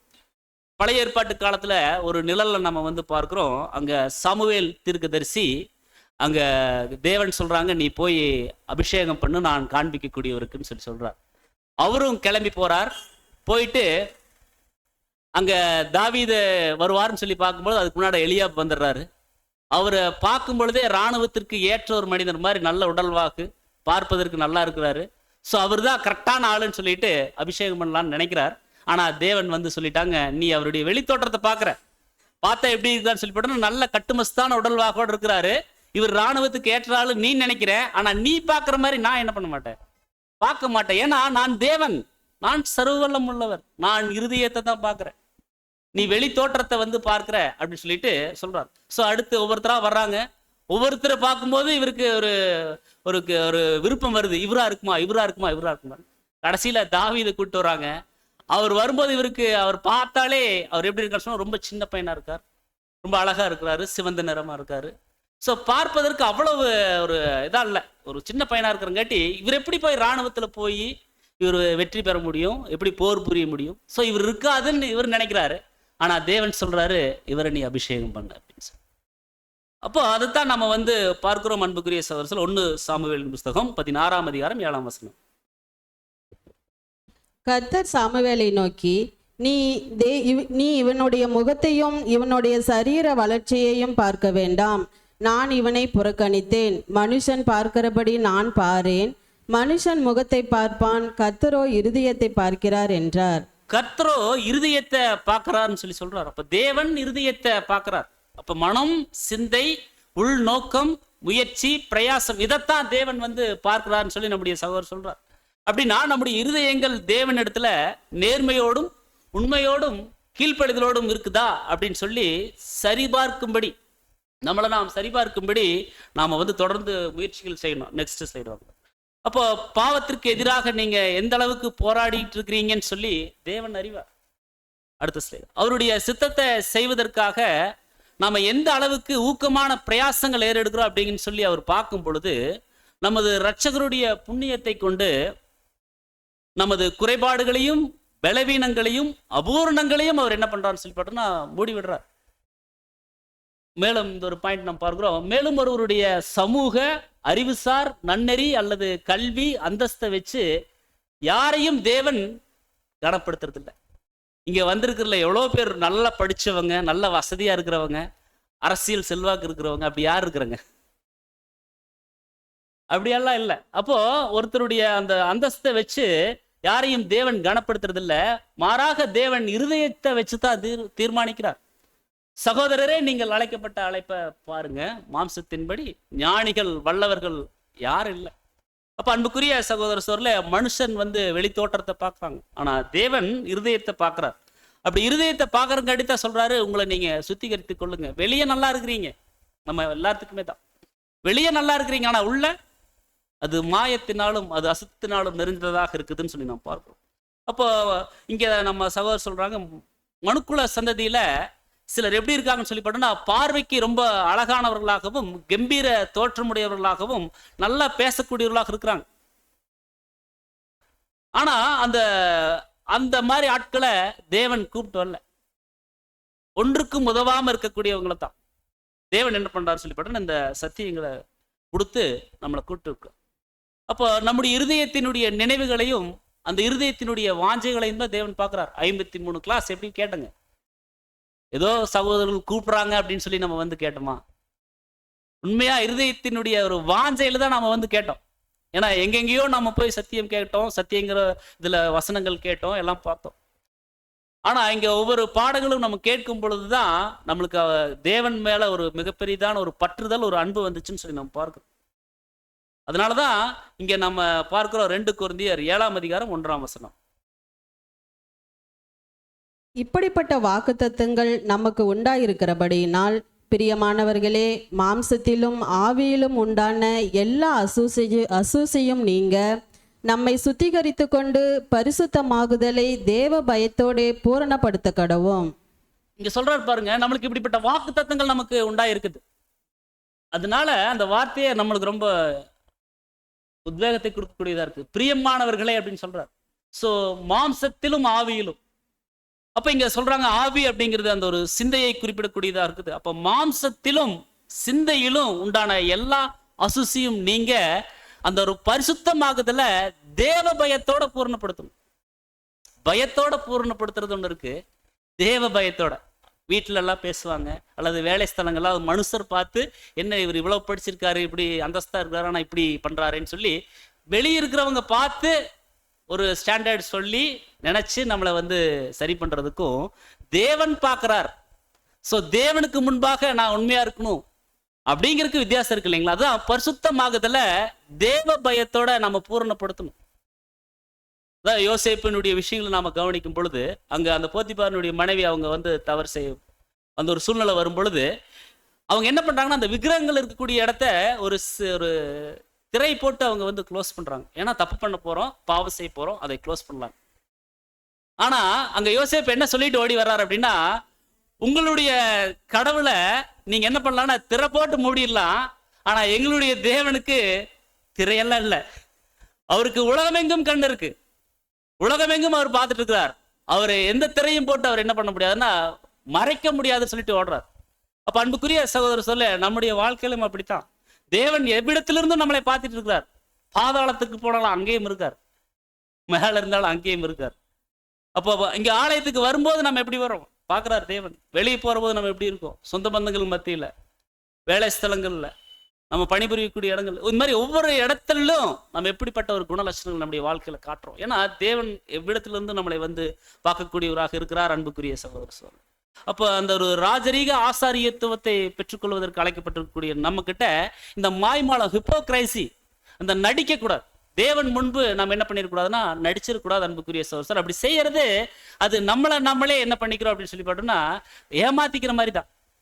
தேவனுக்கு முன்பாக நம்ம நடிச்சுட்டு அந்த ஒரு பரிசுத்த தன்மை நம்முடைய ஜீவியங்கள்ல காணப்படலை அப்படின்னா அது நம்ம தலையில நம்மளே மண் எடுத்து போட்டுக்கிற மாதிரி தான். அப்ப அன்புக்குரிய சகோதரர்கள், இதெல்லாம் நாம் யோசிக்கணும். அப்ப நம்முடைய மாம்சத்தை சுத்திகரிப்பதை காட்டிலும் நம்முடைய சிந்தையை சுத்திகரிக்கும்படி நாம் பயிற்றுவிப்பது மிக மிக அவசியமா இருக்குது. அது ரொம்ப முக்கியமானதும் கூட. நம்முடைய அன்பின் கர்த்தர் கூட சொல்றாங்க, பரிசேயர் சதிசேயருக்கு எதிராக அவர் கடிந்து கொள்ளும் போது, நீங்க என்ன பண்றீங்கன்னா உங்களுடைய வெளிப்புறத்தை நீங்க என்ன பண்ணிக்கிறீங்க, ரொம்ப சுத்தமா வச்சுக்கிறீங்க, ஆனா உட்புறம் எப்படி இருக்குன்னு சொல்லி பார்த்தோம்னா தூய்மையா இல்லை அப்படின்னு சொல்லி அங்க சொல்றார். வாசிக்கலாம், மத்தேயு 23ஆம் அதிகாரம் 27ஆம் வசனம். மாயக்காரராகிய வேதபாரகரே, பரிசேயரே, உங்களுக்கு ஐயோ! வெள்ளையடிக்கப்பட்ட கல்லறைகளுக்கு ஒப்பாயிருக்கிறீர்கள். அவைகள் புறம்பே அலங்காரமாய் காணப்படும், உள்ளேயோ மரித்தவர்களின் எலும்புகளினாலும் சகல அசுத்தத்தினாலும் நிறைந்திருக்கும். இங்க சொல்றாரு பாருங்க, மாயக்காரராகிய வேதபாரரே பரிசேயரே உங்களுக்கு ஐயோ அப்படின்னா ஐயோனாலே முடிஞ்சது, உங்களுக்கு ஆபத்து தான். அங்க சொல்லிட்டாரு நீங்க எப்படி இருக்கீங்கன்னு சொல்லி பார்த்தோம்னா, வெளியில நல்லா நாங்க வந்து நல்லா வேதத்தை கற்று தேர்ந்தவங்க, வேதத்துல எதுவாக இருந்தாலும் எங்ககிட்ட கேளுங்க, எங்களுக்கு எல்லாத்துக்கும் விளக்கம் தெரியும்னு சொல்லிட்டு வெளியே நீங்க அப்படி சொல்லிட்டு இருக்கீங்க. ஆனா உள்ள எப்படி இருக்குன்னா வெள்ளை அடிக்கப்பட்ட கல்லறை. கல்லறைக்கு போனா நல்ல மார்பிள் எல்லாம் போட்டு அங்கேயே கொஞ்ச நேரம் உட்காரலான்னு சொல்லிட்டு மேலெல்லாம் உட்காருவோம். இந்த அடக்கத்துக்கெல்லாம் போறவோம் கொஞ்ச நேரம் உட்காரலான்னு சொல்லிட்டு நல்லா உட்காந்துட்டு வருவோம். ஏன்னா நல்லா அது மார்பிள் எல்லாம் போட்டிருக்கும். ஆனா உள்ள எடுத்து பார்த்தா எப்படி இருக்குங்க, அது ரொம்ப துர்நாற்றம் வீசக்கூடியதாகவும் அது அசுத்தமாகவும் இருக்கும். அதுதான் சொல்றாரு, வெள்ளையடிக்கப்பட்ட கல்லறைக்கு ஒப்பா இருக்கிறீங்க, அவைகள் புறம்பே எப்படி இருக்குன்னு சொல்லி பார்த்தோம்னா நல்ல மார்பிள் பூசி நல்ல மொழுகி நல்லா இருக்கும். புறம்பே அது வந்து அலங்காரமா காணப்படும், உள்ள பார்க்கும்போது மரித்தோரனுடைய அந்த ஒரு எலும்புக்கள் அசுத்தம் இதுதான் நிறைஞ்சிருக்கும். அதனால நீங்க அப்படி இருக்காதீங்க அப்படின்னு சொல்லி அங்க வந்து சொல்றார். அப்ப இப்படிப்பட்டவர்களுடைய வெளித்தோற்றத்தை பார்த்து ஏமாந்துராதீங்கன்னு சொல்லி இங்க கர்த்தர் சொல்றார். மேலும் அங்க கர்த்தர் சொல்லும் பொழுது மத்தேயு 23:5, தங்கள் கிரியைகளை எல்லாம் மனுஷர் காண வேண்டும் என்று செய்கிறார்கள், தங்கள் காப்பு நாடாக்களை அகலமாக்கி தங்கள் வஸ்திரங்களின் தொங்கல்களை பெரிதாக்கி. அப்ப இங்க அந்த பரிசேயர் சதிசேயர் தங்களுடைய உட்புறத்துல பரிசுத்தமற்ற நடக்கையில அவங்க என்ன பண்றாங்கன்னு சொல்லி பார்த்தோம்னா அவங்க இல்லை. ஆனா அவங்க வெளியில என்ன சொல்லிக்கிறாங்கன்னு சொல்லி பார்த்தோம்னா நாங்க தேவ பிள்ளைகள், வேதத்தை நன்கு கற்று தேர்ந்தவர்கள் அப்படின்னு சொல்லிட்டு வெளியில சொல்லிக்கிறாங்க. ஆனா நடக்கை வந்து பார்த்தோம்னா அப்படி இல்லைன்னு சொல்லி சொல்றாரு. தங்களுடைய கிரியைகள் எல்லாம் மனுஷர் பார்க்கணும் அப்படிங்கறதுக்காக அப்படி செய்யறாங்க. மனுஷங்க பார்த்து அப்ரிஷியேட் பண்ணணும், பாராட்டணும், வாழ்த்து சொல்லணும் அப்படிங்கறதுக்காக அவங்க அப்படி செய்யறாங்க.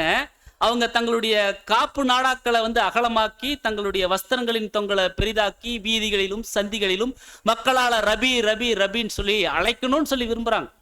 வெளியே அப்படி இருக்கு, ஆனா உள்ள அவங்களுடைய இருதயத்தினுடைய நினைவுகள் அப்படித்தான் இருக்கு. கர்த்தர் அப்படியே படம் பிடிச்சுங்க சொல்லிட்டார், மனுஷர் மத்தியில பெருமைப்படணும், மனுஷர் மத்தியில பெருமைப்படணும், இந்த உலகத்தின் மத்தியில பெருமையா இருக்கணும். அப்ப உலகத்திலேயே இருந்துக்க வேண்டியதுதான், மேல நம்மளுக்கு இடம் இல்லை அப்படிங்கிறத இங்க வந்து கர்த்தர் வந்து சொல்றாரு. அதனால எந்த ஒரு விஷயம் இந்த மாதிரி ஒரு தவறான காரியங்களும் கர்த்தருடைய பாத்திரங்களை சுமக்கிறவங்க கிட்ட என்ன பண்ணிடக்கூடாதுன்னா காணப்படக்கூடாது அப்படிங்கிறத இங்க கர்த்தர் ஒரு எச்சரிப்பாக சொல்றார். மேலும் இங்க அப்போஸ்தலனாகிய பவுல் தீமோத்தேயுவுக்கு எழுதும்போது சொல்றார், 1 தீமோத்தேயு 4:12. உன் இளமையை குறித்து ஒருவனும் உன்னை அசட்டை பண்ணாதபடிக்கு நீ வார்த்தையிலும் நடக்கையிலும் அன்பிலும் ஆவியிலும் விசுவாசத்திலும் கற்பிலும் விசுவாசிகளுக்கு மாதிரியா இரு. இப்ப இங்க ஒரு 6 விஷயம் சொல்றார். உன் இளமையை குறித்து ஒருத்தர் உன்னை வந்து அசட்டை பண்ணாதபடிக்கு நீ எப்படிதான் இருக்கணும்னா வார்த்தை, நடக்கை, அன்பு, ஆவி, விசுவாசம், கற்பு. இதுல விசுவாசிகளுக்கு நீ வந்து மாதிரியா ஒரு எக்ஸாம்பிளா இரு, ஒரு மாடலா இரு அப்படின்னு சொல்லி சொல்றார். லெட் நோ மேன் டெஸ்பைஸ் தை யூத் அப்படின்னு சொல்லி சொல்றார். உன்னுடைய இளமைய ஒருத்தரும் அசட்டை பண்ணிடக்கூடாது. அப்போ அங்க என்னுடைய வார்த்தை, அப்ப தேவனுடைய வார்த்தைகள் நம்ம பெற்றுக்கொண்டிருக்கிறோம் அப்படின்னா அந்த வார்த்தைகளின் படி நம்முடைய ஜீவியம் இருக்கணும். வசனம் சொன்னா நம்ம என்ன பண்ணணும், நம்ம கேட்கணும். ஏன்னா நம்ம பேசிக்கலா கேட்கும்போது என்ன சொல்லுவாங்க சகோதரர்கள், பாடம் எடுக்கும் போதே நாங்க சொல்லலைங்க வசனம் சொல்லுது, வசனம் சொன்னா நம்ம கீழ்ப்படினோம் அப்படி சொல்லியே தான் கடைசி வரைக்கும் என்ன பண்ணாங்க கொண்டு வந்தாங்க. அப்போ வார்த்தை, தேவனுடைய வார்த்தைகள்ல நல் வார்த்தைகள் நம்மளுக்கு கொடுத்துருக்காரு. அந்த வசனம் சொன்னா நம்ம நிச்சயம் கீழ்ப்படிச்சு நடக்கணும். அப்போ நடத்தை, நம்முடைய கேரக்டர் கூட எப்படி இருக்கணும்னு சொல்லி பார்த்தோம்னா தேவனை மகிமைப்படுத்தும்படி நம்முடைய கேரக்டர் கூட இருக்கணும்னு சொல்லி நம்ம வந்து பார்க்கணும். அடுத்தது அன்பு. எந்த மாதிரி அன்பு குறிச்சு இங்க வந்து அப்போஸ்தலனாகிய பவுல் சொல்றாங்க, எந்த மாதிரி அன்புங்க? Agape love. ஒரு நித்தியத்திற்கும் ஒருவருக்கு நன்மை பயக்கக்கூடிய ஒரு அன்பு தான் அந்த அகாப்பே அன்பு. தேவனுடைய அன்பு என்னைக்குமே அது வந்து அகாப்பே அன்பு, அது வந்து அன்கண்டிஷனல் லவ், அதாவது எதிர்பார்ப்பில்லாமல் வந்து செய்யக்கூடிய அன்பு தான் தேவனுடைய அன்பு. மற்றது எல்லாமே வந்து பார்த்தோம்னா எதிர்பார்ப்போட தான், ஒரு கண்டிஷன், நீங்க இதை செஞ்சா நான் அதை செய்யறேன், அது ஒரு அன்பு. ஆனா தேவனுடைய அன்பு வந்து பார்த்தோம்னா அன்புக்குரிய சோர்ஸ்ல நம்ம கேட்டோமா குமாரனை கொடுக்க சொல்லி, ஆனா குமாரனை இவ்வளவாக கொடுத்து அன்பு கூர்ந்திருக்கார் அன்புக்குரிய சகோதர சகோதரர். அதுதான் பிதாவாகிய தேவனுடைய அன்பு. நித்தியத்திற்கும் ஒருவருக்கு நன்மை பயக்கணும் அப்படிங்கிறது தேவனுடைய ஒரு மிகப்பெரியதான ஒரு அன்பாக இருக்குதுன்னு சொல்லி நம்ம வந்து பார்க்கிறோம். அப்போ மேலும் அங்க சொல்றாரு ஆவியிலும். அப்ப பரிசுத்த ஆவியினுடைய அந்த ஒரு வழி நடத்துதல்ல நாம் என்ன பண்ணணும்னா தொடர்ந்து நல்ல கிரிகளை நாம் தேவனுக்கு பிரியமானபடி அங்க காண்பிக்கணும்னு சொல்லி நாம் பார்க்கிறோம். அடுத்து விசுவாசம். எப்படிப்பட்ட விசுவாசம் நம்ம கிட்ட இருக்கணுங்க? ஏன்னா யாரும் நம்மளை என்ன பண்ணிருக்கூடாதுங்க, அசட்டை பண்ணிருக்கூடாது. நம்ம மற்றவர்களுக்கு ஒரு முன்மாதிரியா இருக்கணும் அப்படின்னா எப்படிப்பட்ட ஒரு விசுவாசம்? மகா பரிசுத்தமான விசுவாசம்.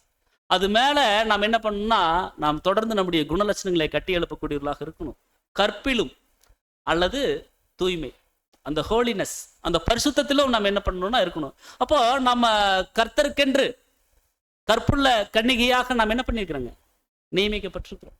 அப்போ கர்த்தரை விட்டு, அவருடைய ஈடுபலியை விட்டு வேற எந்த விஷயங்களையும் யார் போதிச்சாலும் அது சத்தியம் இல்லாத அசத்தியம். அதுக்கு நாம் என்ன பண்ணிடக்கூடாதுன்னா செவி சாய்ச்சிடக்கூடாது அப்படின்னு சொல்லி நாம் வந்து பார்க்கிறோம். ஏன்னா கடைசி நாட்களில் கொடிய காலங்கள் வரும் என்று நீங்க அறிஞ்சு கொள்ளுங்க. ஏன்னா மனுஷர்கள் எப்படி இருப்பாங்கன்னு சொல்லி பார்த்தோம்னா பணப்பிரியராயும் தற்பிரியராயும் சுகபோக பிரியராய் இப்படி எல்லாம் இருப்பாங்க. அதனால நீங்க என்ன பண்ணுங்கன்னா உங்களை நீங்க தற்காத்து கொள்ளணும். எப்படி அப்படின்னு சொல்லி பார்த்தோம்னா கிறிஸ்து என்னும் நிச்சயிக்கப்பட்ட மணவாளனுக்கு முன்பாக நாம் உண்மையா இருக்கணும். அது ரொம்ப முக்கியம் அன்புக்குரிய சகோதர சகோதரிகள். அதுதான் இங்க நம்ம வந்து பார்க்கிறோம். இந்த கற்பு அப்படிங்கிறதுக்கு நம்முடைய சகோதரர் சொல்றாரு, வேறு எங்கும் காணப்படாத ஒரு உயர்ந்த தரம் அப்படின்னு சொல்லி சொல்றார். வேற எங்கேயும் பார்க்க முடியாது. அப்போ தூய்மையற்ற அனைத்துமே தேவனுக்கு எப்படி இருக்குன்னு சொல்லி பார்த்தோம்னா அது வந்து எதிராக இருக்குது அப்படின்னு சொல்லி ரீப்ரிண்ட் நம்பர் 5494 அங்க வந்து சொல்றார். மேலும் அசுத்த சிந்தையுள்ள ஒருத்தரால பலருடைய சிந்தைகளையும் அசுத்தமாக்குவதற்கு வாய்ப்பு இருக்குது அப்படின்னு சொல்லி சொல்றார். அதாவது one person of impure mind might poison the minds of the many அப்படின்னு சொல்லி சொல்றார். அப்போ அசுத்த சிந்தையுள்ள ஒருத்தரால பலருடைய சிந்தனைகளையும் அசுத்தமாக்க வாய்ப்பு இருக்கு. ஸோ ரொம்ப கவனமாக இருக்கணும்னு சொல்லி நம்ம வந்து பார்க்கிறோம். அப்போ நான் வந்து விசுவாசிகளுக்கு ஒரு முன்மாதிரியாக இருக்கிறேன்னா இது நமக்கு நாமே கேட்கக்கூடிய ஒரு கேள்வி. என்ன பார்த்தா கிறிஸ்தவன், கிறிஸ்து, அவர் அப்படின்னு சொல்லி சொல்ற மாதிரி இருக்குதா? இருக்கணும் இல்லைங்களா? அதுக்காகத்தானே நம்ம இப்படிப்பட்ட ஒரு அழைப்புக்குள்ள தேவ கிருபையில நம்ம வந்திருக்கிறோம். ஸோ நாம் முழுவதும் இங்க கழுவப்படணும் அப்படிங்கிறது தேவனுடைய சித்தமா இருக்கு. ஸோ தேவனுடைய பிள்ளைகளாகிய நம்மை முதலாவது சத்தியம் என்ன பண்ணுதுன்னா உள்ள சுத்திகரிக்குது. உள்ள சுத்திகரிச்சதுக்கு அப்புறம் உள்ள இருந்து கிரியையாக வெளியே வருது. ஜஸ்ட் ஆப்போசிட் பாருங்க.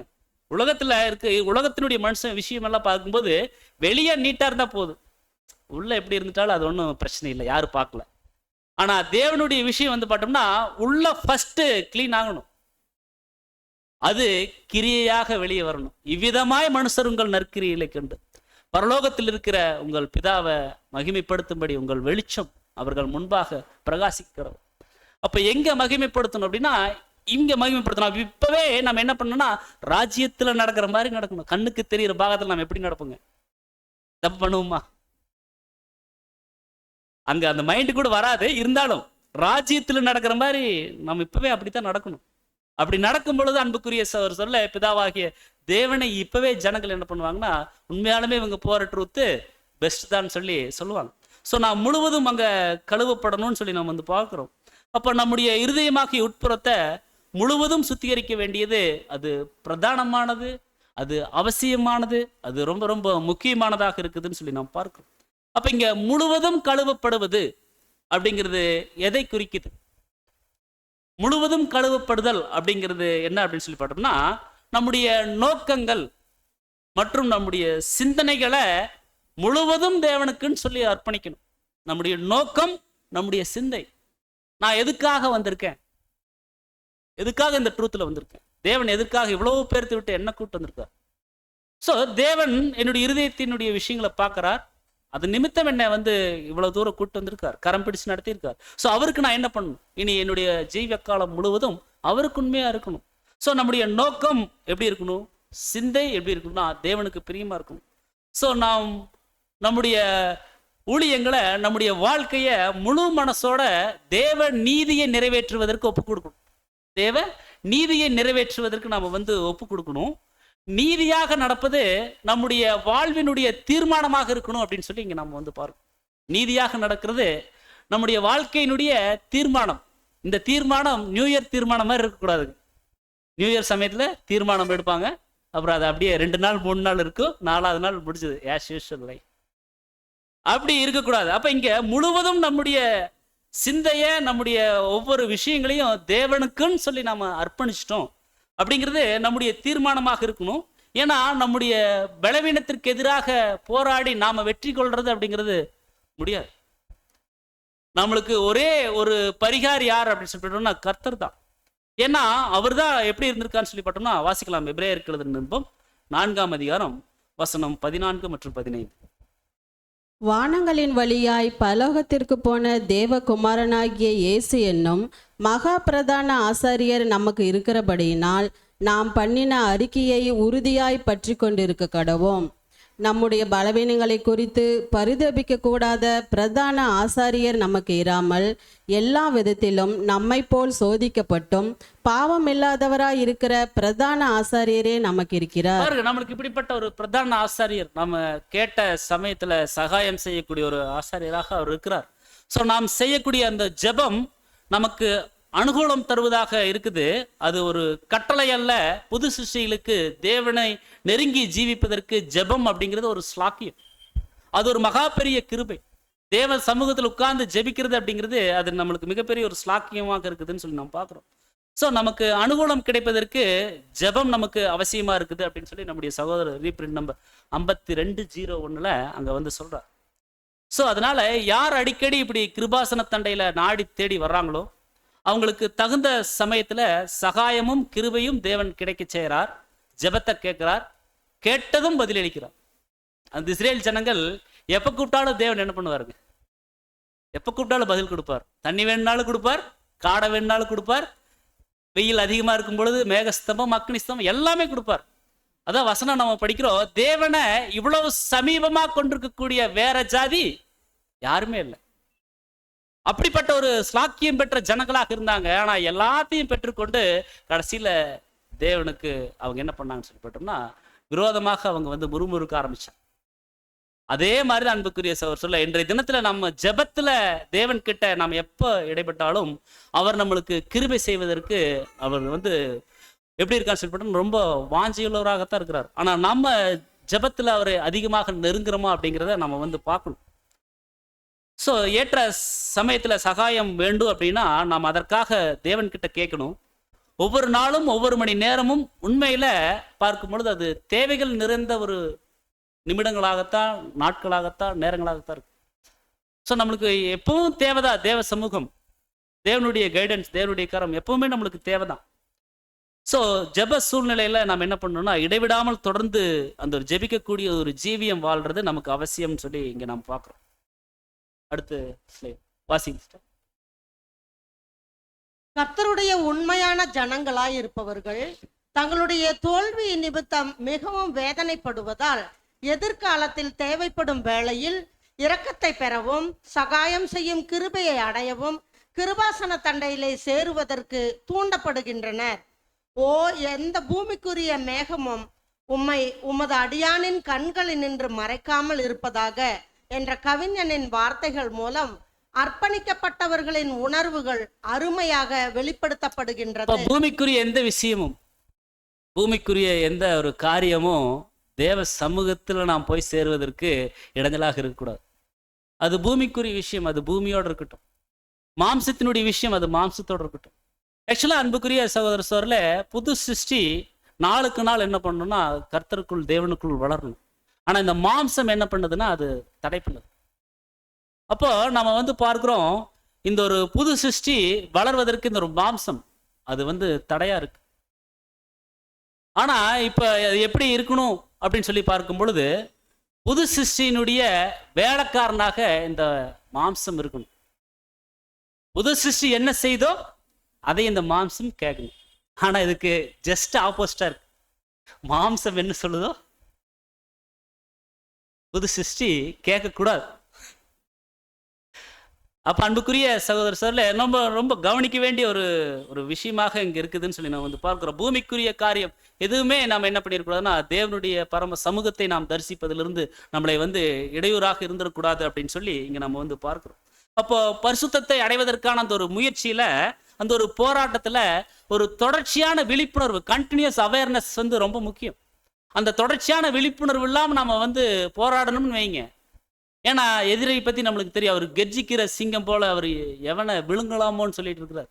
கடிச்சா கூட நம்ம என்ன பண்ணுவோம், கையை கடிச்சா இன்னொரு கையில வேலை செய்வோம், காலை கடிச்சு இன்னொரு காலில் வேலை செய்வோம். அதனால எவனை விழுங்கலாமோ அப்படியே முழுங்கிட்டா எந்த ஒரு செயல்பாடுகளும் செய்ய முடியாது. ஸோ இந்த ஒரு தொடர்ச்சியான அந்த ஒரு விழிப்புணர்வு ரொம்ப அவசியமா இருக்குது. அப்ப இப்படிப்பட்ட ஒரு போராட்டத்துல நம்முடைய முயற்சி ஒரு பகுதி தான். முற்றிலும் வெற்றி அப்படிங்கிறது அதை யாருனால தான் முடியும் அப்படின்னு சொல்லி பார்த்தோம்னா அது தேவனால தான் முடியும். இதை குறித்து தான் நம்ம வந்து அப்போஸ்தலனாகிய பவுல் சொல்றாங்க, 1 கொரிந்தியர் 3:7. அப்படி இருக்க நடுகிறவனாலும் ஒன்றுமில்லை, நீர் பாய்ச்சுகிறவனாலும் ஒன்றுமில்லை, விளையச் செய்கிற தேவனாலே எல்லாம் ஆகும். நம்மளுடைய முயற்சி ஒரு பகுதி தாங்க. முற்றிலும் ஜெயம், முற்றிலும் வெற்றி அது யார் மூலியமா தான் கிடைக்கும் அப்படின்னா தேவன் மூலியம் தான் கிடைக்கும். ஸோ நடுகிறவனாலும் ஒன்றுமில்லை, நீர் பாய்ச்சுகிறவனாலும் ஒன்றுமில்லை, விளையச் செய்கிற தேவனால தான் எல்லாமே ஆகும். நம்முடைய வாழ்க்கையில ஒவ்வொரு விஷயங்களும் தேவனால தான் ஆகும். ஆனா நம்மளுடைய சுய பலத்துல நம்ம செஞ்சிருவோம், முடிச்சிருவோம். நம்ம நிறைய சந்தர்ப்பங்கள்ல நம்ம என்ன பண்றோம்னா அப்படி நினைக்கிறோம், ஆனா அதுல வெற்றி கிடைக்காது. முற்றிலும் ஜெயம் அப்படிங்கிறது தேவனால தான் முடியும். அதுக்குதான் நம்முடைய சகோதரர் ஒரு கதை ஒன்று சொல்றார். அதாவது ஒரு பெரிய ஒரு காடு, அந்த காட்டுல தீ பிடிச்சிருச்சு, பயங்கரமா தீ எரியுது. ஒருத்தர் என்ன பண்றாரு அப்படின்னு சொல்லி பார்த்தோம்னா, தீ பிடிச்செறியுதே, நம்ம அந்த பெரிய பெரிய மரமெல்லாம் இருக்குது, அது எல்லாத்தையும் நம்ம வெட்டி அந்த மரத்தெல்லாம் நம்ம என்ன பண்ணிடலாம்னா அப்புறப்படுத்திடலாம். அப்படி அப்புறப்படுத்திட்டோம்னா தீ எல்லாம் கண்ட்ரோல் ஆயிரும் அப்படின்னு நினைக்கிறார். இது எவ்வளவு பெரிய முட்டாள்தனங்க. தீ பிடிச்ச அடுத்தது என்ன பண்ணணும்னு அவர் அந்த இடத்த விட்டு வெளியே போகணும். அடுத்தது அந்த தீ அணைப்பதற்கு உண்டான முயற்சிகள் வெளியிருந்து அவர் வந்து என்ன பண்ணணும்னா கேட்கணும். அதை விட்டுட்டு அந்த மரத்தெல்லாத்தையும் நம்ம வெட்டி எல்லாத்தையும் நம்ம கட் பண்ணிட்டோம்னா காட்டை காப்பாத்திடலாம் நினைக்கிறார். அப்ப இப்படி இருக்கக்கூடாதுன்னு சொல்லி நம்ம வந்து பார்க்கிறோம். வாசிக்கலாம், ரோமருக்கு எழுதின நிருபம் 7:18 மற்றும் 19. அது எப்படி எனில், என்னிடத்தில் அதாவது என் மாம்சத்தில் நன்மை வாசமாய் இருக்கிறதில்லை என்று நான் அறிந்திருக்கிறேன். நன்மை செய்ய வேண்டும் என்கிற விருப்பம் என்னிடத்தில் இருக்கிறது, நன்மை செய்வதோ என்னிடத்தில் இல்லை. ஆதலால் நான் விரும்புகிற நன்மையை செய்யாமல் விரும்பாத தீமையையே செய்கிறேன். அப்போஸ்தலனாகிய பவுல் சொல்றாரு பாருங்க, நான் விரும்புற நன்மையை செய்யாம விரும்பாத தீமையவே நான் செய்யறேன்னு சொல்லி சொல்றார். நம்முடைய சகோதரர் சொல்றார், புதிய சிந்தை புதிய சிருஷ்டிகளுக்கு அது உருவாகக்கூடிய அந்த ஒரு வேலையில மாம்சத்தினுடைய கிரியைகளும் ஒரு கட்டுப்பாட்டுக்குள்ள வச்சிருக்கணுங்களாம். புதிய சிருஷ்டி வளரணும்னா நம்மளே நாம் என்ன பண்ணணும்னா நம்முடைய மாம்சத்தையும் மாம்சத்தின் கிரியைகளையும் ஒரு கட்டுப்பாட்டுக்குள்ள கண்ட்ரோலுக்குள்ள வச்சிருக்கணும். மாறாக நாம் மாம்சத்துல உயிரோடு இருக்கிறோம். ஆக மாம்ச சிந்தை தலையெடுக்காத வண்ணம் அதை நாம் முறியடிக்கணும். அப்படிப்பட்ட ஒரு ஓட்டத்தை அன்பின் கர்த்தர் ஓடி முடிச்சா நீங்க அவரை பார்த்து ஓடுங்கன்னு சொல்லி சொல்றார். அப்ப அன்புக்குரிய சகோதர சகோதரர்களே, நம்மளை முற்றிலும் சுத்திகரிப்பது, பரிசுத்தமாக்குறது தேவனுடைய பராமரிப்பின் கீழே நடக்கணும். அதுதான் ஆசீர்வாதமா இருக்கும், அதுதான் சரியா இருக்கும். நம்முடைய சொந்த முயற்சியில நம்ம வந்து சுத்திகரிச்சுக்கிறோம், நம்மளை சரி பண்ணிக்கிறோம் அப்படின்னா அது முடியாது. தேவ சமூகத்துல உன்னதத்திலிருந்து வரக்கூடிய அந்த ஒரு அனுகிரகத்தின் மூலமாகத்தான் நாம் என்ன பண்ண முடியும் அப்படின்னு சொல்லி பார்த்தோம்னா நம்மளை நாம் சுத்திகரித்துக் கொள்ள முடியும்னு சொல்லி நாம் வந்து பார்க்கிறோம். அப்ப ஏற்ற வேளையில நாம் தேவ பராமரிப்பின் கீழே நாம் நம்மளை சரி பண்ண ஒப்பு கொடுக்கும் பொழுது தேவன் அந்த ஒரு ஏற்ற ஒரு சூழ்நிலை வரும்போது நம்மளை மீட்டுக் கொள்வார் அப்படிங்கிற நம்ம வந்து பார்க்கிறோம். அப்ப தேவனுடைய ஜனங்கள் மாம்ச பலவீனங்களுக்கு எதிராக போராடுறது ரொம்ப ரொம்ப அவசியமா இருக்கு. அது இன்றைய காலங்கள்ல மிக மிக அது தவிர்க்க முடியாத சூழ்நிலையா இருக்கு. ஏன்னா இன்னைக்கு இருக்கக்கூடிய டெக்னாலஜி அந்த ஒரு வளர்ச்சியை வந்து பார்க்கும் பொழுது அன்புக்குரிய சகோதர சகோதரில் அது மிகுந்த ஒரு சவாலா இருக்கு. நாம் நம்மை கரைப்படுத்தாமல் வாழ்றது அப்படிங்கிறது மிக கடினமா இருக்கு. ஆனா தேவன் என்ன பண்றாங்கன்னா அவருடைய பலன் கொடுத்து, அவருடைய சத்திய வார்த்தைகள் கொடுத்து, அவருடைய சகோதரர்களுடைய ஐக்கியங்களை கொடுத்து நம்மளை வந்து காப்பாத்துறாரு. சோ இங்க சகோதரர் சொல்றாங்க, தேவனுடைய ஜனங்கள் அவருடைய பாத்திரத்தை சுமக்கக்கூடியவங்க மாம்ச பலவீனங்களுக்கு எதிராக போராடுறது அவசியம் சொல்லி சொல்றாங்க. தாவீது கூட 51ஆம் சங்கீதத்தில் சொல்றாரு, என் அக்கிரமம் நீங்க என்ன நீங்க சுத்திகரிங்க, முற்றிலும் கழுவுங்க, என் பாவம் மற என்னை சுத்திகரிச்சு ஈசோப்புனால என்னைய நீங்க என்ன பண்ணுங்கன்னா சுத்திகரிங்கன்னு சொல்லி சொல்றான். அப்படி செய்யும் பொழுது நான் என்ன பண்றேன்னா சுத்தமாவேன் அப்படின்னு சொல்லி சொல்றேன். மத்தேயு 23ஆம் அதிகாரத்துல நம்ம வந்து படிச்சோம், உட்புறத்தை முதல்ல சுத்தமாக்கணும்னு சொல்லி சொல்றார். இதே ஒரு விஷயத்த 51ஆம் சங்கீதம் 6ஆம் வசனத்துல நாம வந்து கவனிக்கிறோம். இதோ உள்ளத்தில் உண்மை இருக்க விரும்புகிறீர், அந்தகரணத்தில் ஞானத்தை எனக்கு தெரியப்படுத்துவீர். இதை நம்முடைய பைபிள்ல அப்படி இருக்கு. அதே திருவிழியத்துல பார்க்கும்போது, இதோ நீர் விரும்புவது உள்ளத்துல உண்மை, உள்ளத்துல உண்மை, அதை தான் கேட்கிறார். இருதயம் சுத்தமா இருக்கணும், அதுதான் கேட்கிறார். மெய் ஞானத்தினால என் மனசை நீங்க நிரப்புங்கன்னு சொல்லி அங்க சொல்றார் அன்புக்குரிய சொல்ல. அப்ப தேவன் எதிர்பார்க்கறது என்ன அப்படின்னு சொல்லி பார்த்தோம்னா, உள்ளத்துல உண்மை, உள்ளத்துல தூய்மை, உள்ளத்துல பரிசுத்தம், உள்ளத்துல சுத்திகரித்தல், இதெல்லாம் அங்க விரும்புறார். இங்க தாவீது பக்தன் கூட உருக்கமான ஒரு ஜெபம் எடுக்கிறார். வாசிக்கலாம் 19ஆம் சங்கீதம் வசனம் 12-14 வரைக்கும். தன் பிழைகளை உணர்கிறவன் யார்? மறைவான குற்றங்களுக்கு என்னை நீங்களாக்கும். துணிகரமான பாவங்களுக்கு உமது அடியேனை விலக்கி காரும். அவைகள் என்னை ஆண்டு கொள்ள ஒட்டாதிரும். அப்பொழுது நான் உத்தமனாகி பெரும் பாதகத்துக்கு நீங்களாயிருப்பேன். என் கண்மலையும் என் மீட்பருமாகிய கர்த்தாவே, என் வாயின் வார்த்தைகளும் என் இருதயத்தின் தியானமும் உமது சமூகத்தில் பிரீதியாயிருப்பதாக. பாருங்க, 3 விஷயம் அங்க கவனிக்கிறோம். தன் பிழைகளை உணர்கிறவன் யார்? மறைவான குற்றங்களுக்கு என்னை நீங்களாக்கும். துணிகரமான பாவங்கள், வில்ஃபுல் சின் சொல்லி ஆங்கிலத்தில் சொல்லுவாங்க, அதுக்கு என்னை நீங்க என்ன பண்ணுங்க அப்படின்னு சொல்லி பாட்டோம்னா விலக்கி காத்துக்கொள்ளுங்க அப்படின்னு சொல்லி இங்க சொல்றார். அப்ப இது எவ்வளவு பெரிய ஒரு உருக்கமான ஒரு ஜெபம். இங்க சகோதரர் சொல்றாரு, ரீப்ரிண்ட் நம்பர் 2249 சொல்றாரு, ஒவ்வொரு புத்தியுள்ள கிறிஸ்தவனும் இந்த உருக்கமான ஜெபத்தை தொடர்ந்து ஏறெடுப்பதற்கு கடமைப்பட்டிருக்கிறாங்கன்னு சொல்லி சொல்றாரு. இந்த உருக்கமான ஜெபத்தை தொடர்ந்து ஜெபிப்பதற்கு ஏறெடுப்பதற்கு கடமைப்பட்டிருக்கிறாங்கன்னு சொல்லி சொல்றார். மறைவான குற்றங்களிலிருந்து நாம் சுத்திகரிக்கப்படணும். அந்த மறைவான குற்றம் அப்படிங்கிறது அது நமக்கும் தேவனுக்கு மட்டும் தெரியும், வேற யாருக்கும் தெரியாது. அது உட்புறம். அதை நீங்க என்ன பண்ணுங்கன்னா சுத்திகரிங்கன்னு சொல்லி சொல்றார். இதன் மூலமாக அந்த ஒரு தகாத காரியங்களுக்கு நம்மை விலக்கி காத்துக்கொண்டு நம்முடைய இருதயங்களை சுத்திகரிச்சு விழிப்புடன் நாம என்ன பண்ணணும்னா நம்மளை நாம் காத்துக்கொள்ளணும் அப்படின்னு சொல்லி இங்க சொல்றோம். ஸோ ரொம்ப உருக்கமான ஒரு ஜெபமா இருக்குது. ஸோ நமக்கும் தேவனுக்கும் மட்டுமே தெரிந்திருக்கக்கூடிய மறைவான துணிகரமான அந்த ஒரு பாவங்களிலிருந்து விடுபட உதவுங்கப்பா அப்படின்னு சொல்லி தேவன் கிட்ட நம்ம கேட்கணும். நம்ம கிட்ட எந்த பாவம் இல்லைன்னு நம்ம சொல்லிட முடியுங்களா? நீதிமான் ஒருவனாகிலும் இல்லை, அப்ப நம்ம சொல்ல முடியாது. அப்போ இந்த ஒரு உருக்கமான ஜெபமும் ரொம்ப அவசியமா இருக்குதுன்னு சொல்லி அங்க நம்ம பார்க்கிறோம்.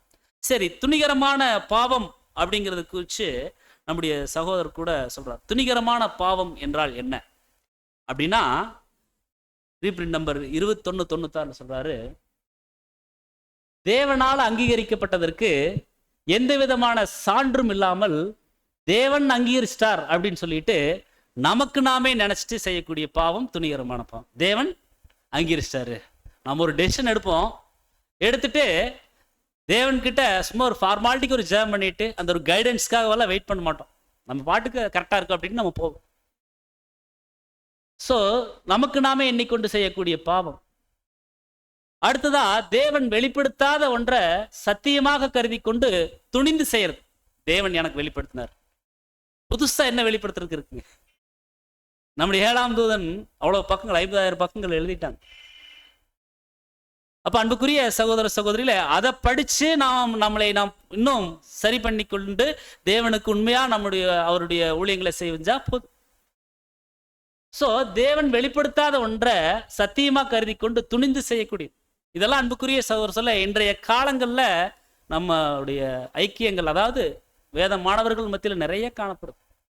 ஒருத்தங்க ராஜ்யம் வந்துருச்சுன்னு சொல்றாங்க, இன்னொருத்தங்க என்ன சொல்றாங்க, வரலன்னு சொல்றாங்க. ஒருத்தங்க 2ஆம் வருகை வந்துருச்சுங்கிறாங்க, ஆனா ராஜ்யம் ஸ்டார்ட் ஆகலைங்கிறாங்க. என்னென்னமோ சொல்றாங்க. அப்போ தேவன் வெளிப்படுத்தாத ஒன்றை சத்தியமாக கருதி கொண்டு துணிந்து செய்யக்கூடிய பாவம். 3வது, தெய்வீக திட்டத்தினுடைய எந்த ஒரு சித்தாந்தத்தையும் தேவனுடைய சித்தத்திற்கு மாறாகவும் விழுந்து போன மனித சிந்தனையின்படி தவறுதலாக எண்ணிக்கொண்டு விடாப்பிடியாத பிடிச்சிட்டு, எவ்வளோ தூரம் சத்தியத்தின் அடிப்படையில் மூத்த சகோதரர்கள் எடுத்து சொன்னாலும் கேட்கறது இல்லை, விடாப்பிடியா பிடிச்சிக்கிறது. நாங்கள் சொல்றதுதான் கரெக்ட், நாங்கள் இதுல இருந்து என்ன பண்ண மாட்டோங்க, இறங்கி வரவே மாட்டோம், எங்க சைடு கரெக்டா இருக்கு, எவ்வளோ சொன்னாலும் அவங்க பாயிண்ட்ல கரெக்டா இருக்கிறது. இதெல்லாம் துணிகரமான பாவம். அதே பாருங்க, தேவன் அவருடைய வசனத்தின் மூலம் எச்சரிக்கும் போது அந்த துணிகரமான பாவத்தை விட்டுறணும். தேவனுடைய தெய்வீக திட்டத்திற்கு எதிராக இருக்கக்கூடிய ஒவ்வொரு விஷயங்களையும் நாம் என்ன பண்ணணும்னா மாத்திக்கொள்ளணும், திருத்திக்கொள்ளணும் அப்படின்னு சொல்லி இங்க நம்ம வந்து பார்க்கிறோம் அன்புக்குரிய சகோதர சகோதரர்களே. ஸோ கர்த்தருடைய பாத்திரங்களை சுமக்கிறவங்க இப்படி இருக்கணும், அவங்க தங்களை சுத்திகரித்து கொள்ளணும் அப்படிங்கிறத நம்ம வந்து பார்க்கிறோம். சரி, இங்க நிறைய டைம் நம்ம வந்து குறிப்பிட்டுட்டோம் கர்த்தருடைய பாத்திரம், கர்த்தருடைய பாத்திரம் சொல்லி. ஸோ கர்த்தருடைய பாத்திரம் அப்படின்னா என்னங்க? கர்த்தருடைய பாத்திரம் சொல்றாங்க, நம்ம தான் கர்த்தருடைய பாத்திரம். ஓகே, கர்த்தருடைய பாத்திரம் அப்படிங்கிறது அவருடைய சுத்தமான சத்தியம். கர்த்தருடைய பாத்திரங்களை சுமக்கிறவங்களே, உங்களை சுத்தமான சத்தியத்தை சுமக்கிறவங்களே, மெய்யான சத்தியத்தை சுமக்கிறவங்களே உங்களை சுத்திகரிங்க அப்படின்னு சொல்லி சொல்றார். ஸோ கர்த்தருடைய பிள்ளைகள் அவங்க யார் அப்படின்னு சொல்லி பார்த்தோம்னா, அவங்க தான் கர்த்தருடைய பாத்திரத்தை சுமக்கிறவங்க, மெய்யான சத்தியத்தை சுமக்கிறவங்க. சரி, இந்த பாத்திரத்தை சுமக்கிறவங்க யாருங்க? கர்த்தருடைய பிள்ளைகள். அவங்க யாருங்க? நம்ம தான், திருச்சபையின் பிள்ளைகளாகக்கூடிய நம்ம தான் சொல்லி நம்ம வந்து பார்க்கிறோம். அப்ப அன்புக்குரிய சகோதர சகோதரிகளே, இங்க தேவன் சொல்றாங்க, உண்மையான சத்தியத்தை நீங்க சுமக்கிறீங்க, அதனால நீங்க என்ன பண்ணுங்க? சுத்தமா இருங்கன்னு சொல்லி சொல்றான். உங்களை நீங்க பரிசுத்தப்படுத்திக் கொள்ளுங்க அப்படின்னு சொல்லி சொல்றான். ஸோ 1 தீமோத்தேயுக்கு அப்போஸ்தலனாகிய பவுல் எழுதும்போது சொல்றாங்க, 1 தீமோத்தேயு 4:16 உன்னை குறித்தும் உபதேசத்தை குறித்தும் எச்சரிக்கையாயிரு, இவைகளில் நிலை கொண்டிரு. இப்படி செய்வாயானால் உன்னையும் உன் உபதேசத்தை கேட்பவர்களையும் ரட்சித்துக் கொள்வாய். பாருங்க, நம்ம நிறைய அறுவடை ஊழியங்கள் எல்லாம் செய்கிறோம், நிறைய விஷயங்கள் நம்ம வந்து செய்கிறோம். இங்கே சொல்றாரு அப்போஸ்தலனாகிய பவுல் தீமோத்தேயுக்கு எழுதும்போது சொல்றாரு, உன்னை குறிச்சும் உபதேசத்தை குறித்து ரொம்ப எச்சரிக்கையாரு, அந்த உபதேசங்களில் நீ ஃபர்ஸ்ட் நிலை கொண்டுரு. இப்படி செய்யறதுனால உன்னையும் உன்னுடைய உபதேசத்தை கேட்பவர்களையும் நீ என்ன பண்ண முடியும்னா ரட்சித்துக் கொள்ள முடியும். அப்போ நம்ம சுத்தம் இல்லாமல், நம்மளை பரிசுத்தப்படுத்தி கொள்ளாமல் நம்ம ஒரு விஷயத்தை நம்ம செய்யறது அப்படிங்கிறது அது சரியில்லைன்னு சொல்லி சொல்றார். ஏன் தேவன் வந்து இது நம்ம கிட்ட எதிர்பார்க்கிறார் அந்த சுத்தத்தை அப்படின்னா, அவர் சுத்தமான சத்தியத்தை கொடுத்துருக்காருங்க. ஸோ சுத்தமா கொடுத்தவர் அதை சுத்தமா இருக்கணும்னு எதிர்பார்க்கறதுல எந்த விதத்துல தவறு? சுத்தமா கொடுத்துருக்காரு, அதை நம்ம கிட்ட கொடுத்துருக்காரு. ஸோ அதை சுத்தமா வச்சுக்குங்கப்பா அப்படின்னு சொல்லி நம்மளுக்கு சொல்றாரு. அது நியாயம்தான் இல்லைங்களா? நம்ம வீடு வாடகைக்கு விடுறோம், சுத்தமா வச்சுக்கோங்கன்னு சொல்லி நம்ம சொல்றோம் இல்லைங்களா? அந்த மாதிரி இது தேவன் அவருடைய மெய்யான சத்தியத்தை நம்மளுக்கு கொடுத்துருக்காரு. அதை நீங்க என்ன பண்ணுங்க அப்படின்னா, சுத்தமாக நீங்க வந்து பார்த்துக்கொள்ளுங்க. ஏன்னா கடைசி நாட்கள்ல வந்து நிச்சயம் கணக்கு கேட்கப்படும். அப்படி கேட்கப்படும் பொழுது அவர் அங்க கர்த்தர் சொல்லணும், நல்லது உத்தமமும் உண்மையுமான ஊழியக்காரனே எஜமானுடைய சந்தோஷத்துக்குள்ள பிரவேசி அப்படின்னு சொல்லணும். அப்படி இருக்கணும் இல்லைங்களா? அதே நம்ம கணக்கு சரிவர நம்ம எழுதாம, சரியா அக்கௌண்ட்ஸ் பேலன்ஸ் இல்லாம இருந்துச்சுன்னு என்ன பண்ண முடியும்? தூக்கி அப்புறப்படுத்திடுவார் அன்புக்குரிய சகோதர சகோதரிகள். அப்போ ரொம்ப நம்ம கவனமாக இருக்கணும்னு சொல்லி நம்ம பார்க்குறோம். அப்போ புதிய சிருஷ்டியாகும்படி அழைக்கப்பட்ட ஒவ்வொருத்தருக்கும் இந்த ஒரு புத்திமதி பொருந்தக்கூடியதாக இருக்குது. ஸோ சுத்தமான நன்மைக்கு ஏதுவான பலமான சத்தியத்தை தான் நம்ம கற்று வரோம், அதுல எந்த மாற்று கருத்தும் இல்லை. ஸோ ஏற்ற கால சத்திய வெளிச்சத்தில் இருக்கக்கூடிய நாம் அதற்கே உரித்தான அந்த ஒரு வெளிச்சத்தை நாம் என்ன பண்ணணும்னா இந்த உலகத்துல காண்பிக்கக்கூடியவர்களாக இருக்கணும். ஸோ சுத்தமான போதனை, அசுத்தமான போதனை அப்படின்னு சொல்லி நம்முடைய பரிசுத்த வேதாகமத்தில் எங்காவது இருக்குங்களா? சுத்தமான போதனை மட்டும்தான் இருக்கு, அசுத்தமான போதனை எங்காவது இருக்குங்களா? இல்லை. ஸோ சுத்தமாகவும் அசுத்தமாகவும் மாற்றுறது யார் கையில் இருக்கு? அதை ஹேண்டில் பண்றவங்க கையில் தான், அதை தூக்குறவங்க கையில தான் இருக்கு, அதை சுமக்கிறவங்க கையில தான் இருக்குது. அன்புக்குரிய சகோதர சகோதரிகளே, அதை பலமற்றதாகவும் பலமுள்ளதாகவும் மாற்றுறது அதை ஹேண்டில் பண்றவங்க கையில தான் இருக்கு. ஸோ தேவன் சொல்றாங்க, என்னுடைய சுத்தமான சத்தியத்தை கொடுத்துருக்குறேன், அதை சுத்தமா காத்துக்கொள்ளுங்க. அதுதான் நான் உங்ககிட்ட கேட்கக்கூடிய விஷயமாக இருக்குது அப்படின்னு சொல்லி சொல்றான். அதுதான் சுத்தமான போதனை அசுத்தமான போதனைன்னு சொல்லி வேதாந்தத்தில் எங்கும் குறிப்பிடப்படல. அசுத்தமாகவும் பலமற்றதாகவும் மாற்றுறது நாம் அதை நடைமுறைப்படுத்துறதுல தான் இருக்குது, நம்ம அதை ஹேண்டில் பண்றதுல தான் இருக்குது அப்படின்னு சொல்லி சொல்றார். ஸோ நம்முடைய சிந்தனை சொல் செயல்கள்ல சுத்திகரிக்கப்பட்டிருக்கிறோம் அப்படிங்கிற ஒரு நிச்சயத்தை நாம் என்ன பண்ணணும்னா கன்ஃபர்மேஷன் பண்ணிக்கணும். பார்ப்போம் நம்மளுடைய அன்றாட வாழ்க்கையில என்னுடைய சிந்தனை, என்னுடைய சொல், என்னுடைய செயல், என்னுடைய கிரியைகள் எல்லாத்துலேயும் நான் சுத்தமா இருக்கிறேன், சுத்தத்தை நோக்கி பரிசுத்தத்தை நோக்கி நான் போயிட்டு இருக்கிறேன், பயணிச்சுட்டு இருக்கிற அப்படின்னு சொல்லி நாமளே அன்புக்குரிய சகோதர சகோதரிகளே நாம் நிதானித்து பார்க்கணும். நாம் அந்த உடன்படிக்கைக்குள்ள கடந்து வந்து எவ்வளவோ வருஷங்கள் இருக்கும். 1 வருஷம், 5 வருஷம், 10 வருஷம், 5 வருஷம். நாம் அந்த ஒரு உடன்படிக்கைக்கு அந்த தண்ணிக்குள்ள நிற்கும் போது நம்முடைய வைராக்கியம் ஜீல் எப்படி இருந்துச்சு? இப்ப அந்த பாதையில நம்ம இப்ப நினைச்சு பார்க்கல. இப்ப நாம் எந்த ஒரு இடத்துல ஒரு ஃபுல்ஃபில் பண்ணியிருக்கிறோம்? தண்ணிக்குள்ள நிற்கும் போது எப்படி இருந்துங்க? இப்போ நாட்கள் செல்ல செல்ல அந்த ஒரு பக்தி வைராக்கியம் கொழுந்து விட்டு எரியுதா? இல்ல அப்படியே பேலன்ஸா போயிட்டு இருக்கா? இல்ல ரொம்ப கம்மியாயிருச்சா? அப்ப அன்புக்குரிய சகோதர சகோதரர்களே, தொடர்ந்து நாம் என்ன பண்ணணும்னா, நம்மளை அவருடைய வார்த்தைகள் மூலமாக நம்மளை வந்து என்ன பண்ணணும்னா ஒரு உத்வேகப்படுத்தி கொள்ளக்கூடியவர்களாக இருக்கணும். ஸோ நம்முடைய சிந்தனை, சொல், செயல் இதுல நாம் சரி பண்ணி கொள்ளணும். அது மட்டும் இல்லாம நம்முடைய போதனைகளும் எப்படி இருக்கணும்னா தெய்வீக திட்டத்திற்கு இசைவா இருக்குதா அதையும் பார்க்கணுமா. நம்முடைய சிந்தனை, சொல் சரி பண்ணிக்கணும், கிரியை. அதே மாதிரி நம்முடைய போதனைகள், நாம் ஒருத்தங்களுக்கு போய் ஒரு சத்தியம் சொல்றோம் அல்லது வந்து சத்தியத்தின்படி நம்ம வாழ்ந்து காமிக்கிறோம் இல்லைங்களா, அது கூட எப்படி இருக்கணுமா தெய்வீக திட்டத்திற்கு இசைவா இருக்குதா பார்க்கணும். ஏன்னா கர்த்தர் எந்த விஷயத்தை செய்யும் போதும் தேவனுடைய சித்தத்திற்கு இது கரெக்டா இருக்குமா, சரியா இருக்குமா, நான் இது செஞ்சா அவருடைய நாமத்திற்கு மகிமையா இருக்குமா நினைச்சார் இல்லைங்களா, அதுபடிதானே செஞ்சார். அப்ப அவருடைய பின்னடியார்கள் எப்படித்தான் இருக்கணுங்க, அதே மாதிரிதான் இருக்கணும் அன்புக்குரிய சகோதர சகோதரர்கள். அப்போ அந்த தெய்வீக திட்டத்திற்கு இசைவா இருக்குதா அப்படிங்கிற ஒரு நிச்சயத்தை உடையவர்களாக நாம வந்து இருக்கணும் அப்படிங்கிறத நாம் வந்து பார்க்கிறோம். அப்போ பரிசேயர் அங்க சதுசேயரனுடைய வெளித்தோற்றத்தை வெள்ளையடிக்கப்பட்ட கல்லறை அப்படின்னு சொல்லிட்டு அங்க கர்த்தர் கடிந்து கொள்றார். ஸோ அவங்களுடைய போதனைகளையும் அங்க வந்து என்ன பண்றான்னு சொல்லி பார்த்தோம்னா அங்க கடிந்து கொள்றார் அப்படிங்கிறத நம்ம வந்து பார்த்தோம். வாசிக்கலாம் மத்தேயு 15ஆம் அதிகாரம் 8ஆம் வசனம். இந்த ஜனங்கள் தங்கள் வாயினால் என்னிடத்தில் சேர்ந்து தங்கள் உதடுகளினால் என்னை கனம் பண்ணுகிறார்கள், அவர்கள் இருதயமோ எனக்கு தூரமாய் விலகி இருக்கிறது. அந்த ஜனங்கள் எப்படி இருக்காங்க பாருங்க. தங்கள் வாயினால் என்னிடத்தில் சேர்ந்து தங்கள் உதடுகளினால் என்ன கனம் பண்றாங்க, ஆனா இருதயம் தூரமா இருக்கு. இந்த வசனத்தை நம்மளுக்கு நிறுத்தி பார்ப்போம். தங்கள் வாயினால் என்னிடத்தில் சேர்ந்து தங்கள் உதடுகளினால் என்ன வந்து கனம் பண்றாங்க. எங்க தேவன் சர்வவல்லமையுள்ள தேவன், நாங்க போகக்கூடிய சத்தியம் அது பயங்கரமான சத்தியம், அது அருமையான சத்தியம் எல்லாம் நாம சொல்றோம். ஆனா இருதயம்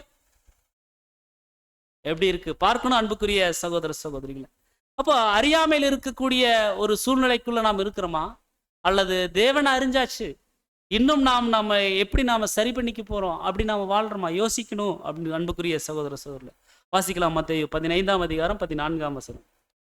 அவர்களை விட்டுவிடுங்கள், அவர்கள் குருடருக்கு வழிகாட்டுகிற குருடராயிருக்கிறார்கள், குருடனுக்கு குருடன் வழிகாட்டினால் இருவரும் குழியிலே விழுவார்களே என்றார். இங்க கர்த்தர் சொல்லிட்டார் ஃபைனலா, அந்த பரிசேயர் சதுசேயர் என்ன சொன்னாலும் அவங்க வந்து கேட்குற மாதிரி திருந்துற மாதிரி இல்லை, அதனால அவங்கள விட்டுருங்க. குருடனுக்கு குருடன் வழிகாட்டினா 2 பேரும் போய் குழியில தான் விழுவாங்க. அப்போ அறியாமையில் இருக்கக்கூடிய ஒரு பேதை இன்னொரு பேதையை வழி நடத்தினா 2 பேரும் போய் குழியில தான் விழுவாங்கன்னு சொல்லி இங்க வந்து சொல்றார். அது உபத்திரவத்துல போய் உழலக்கூடிய ஒரு சூழ்நிலையாயிரும் அப்படின்னு சொல்லி சொல்றார். அது சாக்கடையில தள்ளுண்டு போகக்கூடிய ஒரு சூழ்நிலையாயிரும். ஸோ அன்புக்குரிய சகோதரர்களே, அப்படிப்பட்ட ஒரு சூழ்நிலை நம்மளுக்கு வராமல் நாம் பார்த்துக்கொள்ளணும். நாம் தேவனோடு ஐக்கியத்தை ஏற்படுத்தி கொண்டு அந்த ஒரு உறவுல இறுதி வரைக்கும் நிலைத்திருக்கணும். இதுதான் ஒரு புது சிருஷ்டியினுடைய ஜீவகால பயணம். புது சிருஷ்டியினுடைய ஜீவகால பயணம் அப்படிங்கிறது தேவனோடு ஐக்கியம் இருக்கணும், அந்த சத்தியத்தோடு ஐக்கியம் இருக்கணும், தேவன் தந்த சகோதர சகோதரிகளோடு நம்முடைய ஐக்கியம் இருக்கணும். உலக சிநேகம் தேவனுக்கு விரோதமான பகை என்று அறியீர்களா? அப்ப அன்புக்குரிய சகோதர சகோதரர்களே, ஒரு புது சிருஷ்டியினுடைய ஜீவகால பயணம் தேவனோடு நெருங்கி இருப்பதுதான் சொல்லி நாம் பார்க்கிறோம். ஸோ அந்த ஒரு ஜீவனுக்கு ஏதுவான அந்த ஒரு பயணத்துல நாம் என்ன பண்ணிடக்கூடாதுன்னா இடது வலது சாயாமல் கர்த்தரோடு நாம் என்ன பண்ணணும்னா நெருங்கி ஜீவிக்கக்கூடியவர்களா இருக்கும். ஆக்சுவலா உலகம் அதனுடைய போக்குல போயிட்டே தான் இருக்கு. அது என்னைக்கும் அதனுடைய போக்கு நிறுத்தாது, அது போயிட்டே தான் இருக்கு. நம்மளும் அந்த உலகத்துக்கு கூட நம்ம என்ன பண்ணக்கூடாதுங்க, போயிடக்கூடாது. அப்போ நம்ம என்ன பண்றோம்னா ஒன் வேலை தான் வர்றோம். ஒன் வேலை வந்து என்ன ஆகுங்க, உலகம் இப்படி போகுது, உலகத்துக்கு கூட நம்ம போகக்கூடாது, ஆப்போசிட்ல வர்றோம். ஆப்போசிட்ல வரும்போது நிச்சயம் நம்மளுக்கு ஒரு சில அடிகள் விழும், ஒரு சில சிச்சைகள் நிச்சயம் இருக்கும். ஏன்னா உலகத்துக்கு ஏற்ற ஒத்த வேஷம் நாம தரிக்கல, அதுக்காக நம்ம வரல. அப்ப அன்புக்குரிய சகோதர சொல்ல, இந்த பிரபஞ்சத்திற்கு ஒத்த வேஷம் தரிப்பதற்காக நம்ம வரலன்னு சொல்லி நாம் வந்து பார்க்கிறோம். நாம் தேவனோடு ஐக்கியம் ஏற்படுத்தி கொண்டு வாழ்வதற்காகத்தான் வந்திருக்கிறோம். ஸோ நம்ம ரொம்ப பொறுமையாக தேவனை சார்ந்து கர்த்தரை முன்னிறுத்தி நம்முடைய ஓட்டத்தை ஓடக்கூடியவர்களாக இருக்கணும்னு சொல்லி நம்ம பார்க்கிறோம். ஸோ ஆதியிலேயே தேவன் என்ன பண்ணிட்டாங்கன்னு சொல்லி பார்த்தோம்னா, உன் வித்து மூலம் பூமியினுடைய சகல வம்சங்களும் ஜாதிகளும் அங்கே ஆசீர்வதிக்கப்படும் அப்படிங்கிற அந்த ஒரு தயை, ஒரு கிருபையை அந்த ஆபிரகாம் மூலமாக அந்த மாம்ச இஸ்ரேல் ஜனங்களுக்கு கொடுத்துட்டாங்க. ஆனா அவங்க அதை வந்து அடைவதற்கு தவறிட்டாங்கன்னு சொல்லி நம்ம வந்து பார்க்கிறோம். அதான் நம்ம வந்து எபிரேயர் 11ஆம் அதிகாரம் 39ஆம் வசனம். இவர்கள் எல்லாரும் விசுவாசத்தினாலே நற்சாட்சி பெற்றும் வாக்குத்தத்தம் பண்ணப்பட்டதை அடையாமற் போனார்கள். இவங்க எல்லாம், அதாவது முற்பிதாக்களுடைய விசுவாச வீரர்கள் பட்டியல் அங்க கொடுத்துட்டு சொல்லுவாரு, இவங்க எல்லாம் விசுவாசத்தினால நற்சாட்சி பெற்றும் வாக்குத்தத்தம் பண்ணப்பட்டதை அடையாம போயிட்டாங்க. ஏன் அடையாம போயிட்டாங்க அப்படின்னு சொல்லி பார்த்தோம்னா, இவர்களுக்கு முன்பாக விசேஷித்தமான ஒரு நன்மை, ஒரு ஆசீர்வாதம் திருச்சபையின் பிள்ளைகளுக்கு வைக்கப்பட்டிருக்கு, நமக்கு வைக்கப்பட்டிருக்கு. அன்புக்குரிய சகோதர சகோதரிகளை பாருங்க, தேவனுக்கு ரொம்ப பிடிச்சவர் ஆபிரகாம், தேவனுக்கு ரொம்ப பிடிச்சவர், அவருடைய சிநேகிதன். இன்னைக்கு அவர் வெளியே வரணும் அப்படின்னா, இன்னைக்கு வரைக்கும் அவர் எங்க இருக்காருங்க? அவருக்கு அங்க பூமியில தான் இருக்கார். சரி, இன்னைக்கு தேவனுக்கு ரொம்ப பிடிச்சவர், அவர் வெளியே வரணும்னா யார் வரணுங்க? நம்ம வரணும், நம்ம வரணும். அப்போ தேவன் பாருங்க நம்மளை எவ்வளவு நேசிக்கிறார். 87ஆம் சங்கீதத்தில் நம்ம வந்து படிச்சிருப்போம். அதாவது அவர் வந்து யாக்கோபின் வாசஸ்தலங்களை பார்க்கலும் சியோனை அதிகமா நேசிக்கிறார். சியோன் தான் அவருக்கு பிடிக்கும். ரொம்ப சாட்சியா வாழ்ந்தாங்க யாக்கோபு. யாக்கோபின் வாசஸ்தலம் வீட்டார் வந்து ரொம்ப சாட்சியா வாழ்ந்தாங்க, இருக்கட்டும்.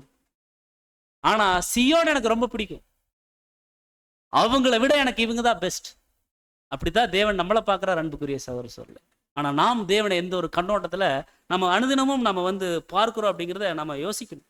ஸோ அவரெல்லாம் அங்க ஆபிரகாம் ஒரு நிலையில்லாத ஒரு கூடாரம், அந்த ஒரு கூடாரத்துக்கு அவர் என்ன பண்றான்னு சொல்லி பார்த்தோம்னா, அவர் வந்து போயிட்டே இருக்கிறார். அந்த டென்ட் ஒரு பர்மனன்ட் இல்லை. நாளைக்கு ராஜ்யத்துல ஏங்க நீங்க இப்படி போறீங்க, ஏன் இப்படி வந்தீங்க அப்படின்னு சொல்லி கேட்ட அவர் என்ன சொல்லுவார்? அவர் முன்னமே சொல்லிட்டார் எபிரேயர்ல, தேவன் அஸ்திபாரம் உள்ள நகரத்தை எனக்கு கட்டி வச்சிருக்கார், அந்த நகரத்துக்கு நான் போறதுக்காக நான் இப்ப எப்படி இருக்கேன்னு சொல்லி பார்த்தோம்னா, பரதேசியை போல சஞ்சரிச்சு நான் வாழ்றேன், நிரந்தரம் இல்லாம வாழ்றேன். எப்படிப்பட்ட ஒரு சாக்ரிஃபைஸ் பண்றாரு. ஆனா அவரை விட எனக்கு உங்களை தான் பிடிக்குங்கிறார். நம்ம அப்படி என்ன பண்ணிட்டோம் பாருங்க. அதுதாங்க தேவன் நம்முடைய இருதயத்தினுடைய விஷயங்களை அவர் வந்து பார்க்கிறார். ஸோ இங்க நம்ம சகோதரர் சொல்றாரு, அவங்கள மாதிரி, அதாவது மாம்ச இஸ்ரேல் ஜனங்கள் மாதிரி அந்த ஒரு குருட்டு வழியில நம்ம வந்து நடக்காம இருக்கணும். உண்மையான சத்தியத்தை அறிஞ்சு அதை உணர்ந்து அதை கை கொண்டு நாம் நடக்கக்கூடியவர்களாக இருக்கணும் அப்படிங்கிறதையும் நம்ம வந்து பார்க்கிறோம். அப்போ இங்க சகோதரர் சொல்றாரு, ரீப்ரிண்ட் நம்பர் 3199 சொல்றாரு, ஞானஸ்தானம் பெற்ற ஒவ்வொரு புது சிஷ்டியும் தன்னைத்தானே கேட்டுக்கொள்றது என்ன அப்படின்னு சொல்லி பார்த்தோம்னா, இது நம்ம ஒவ்வொருவருக்குமே தான்.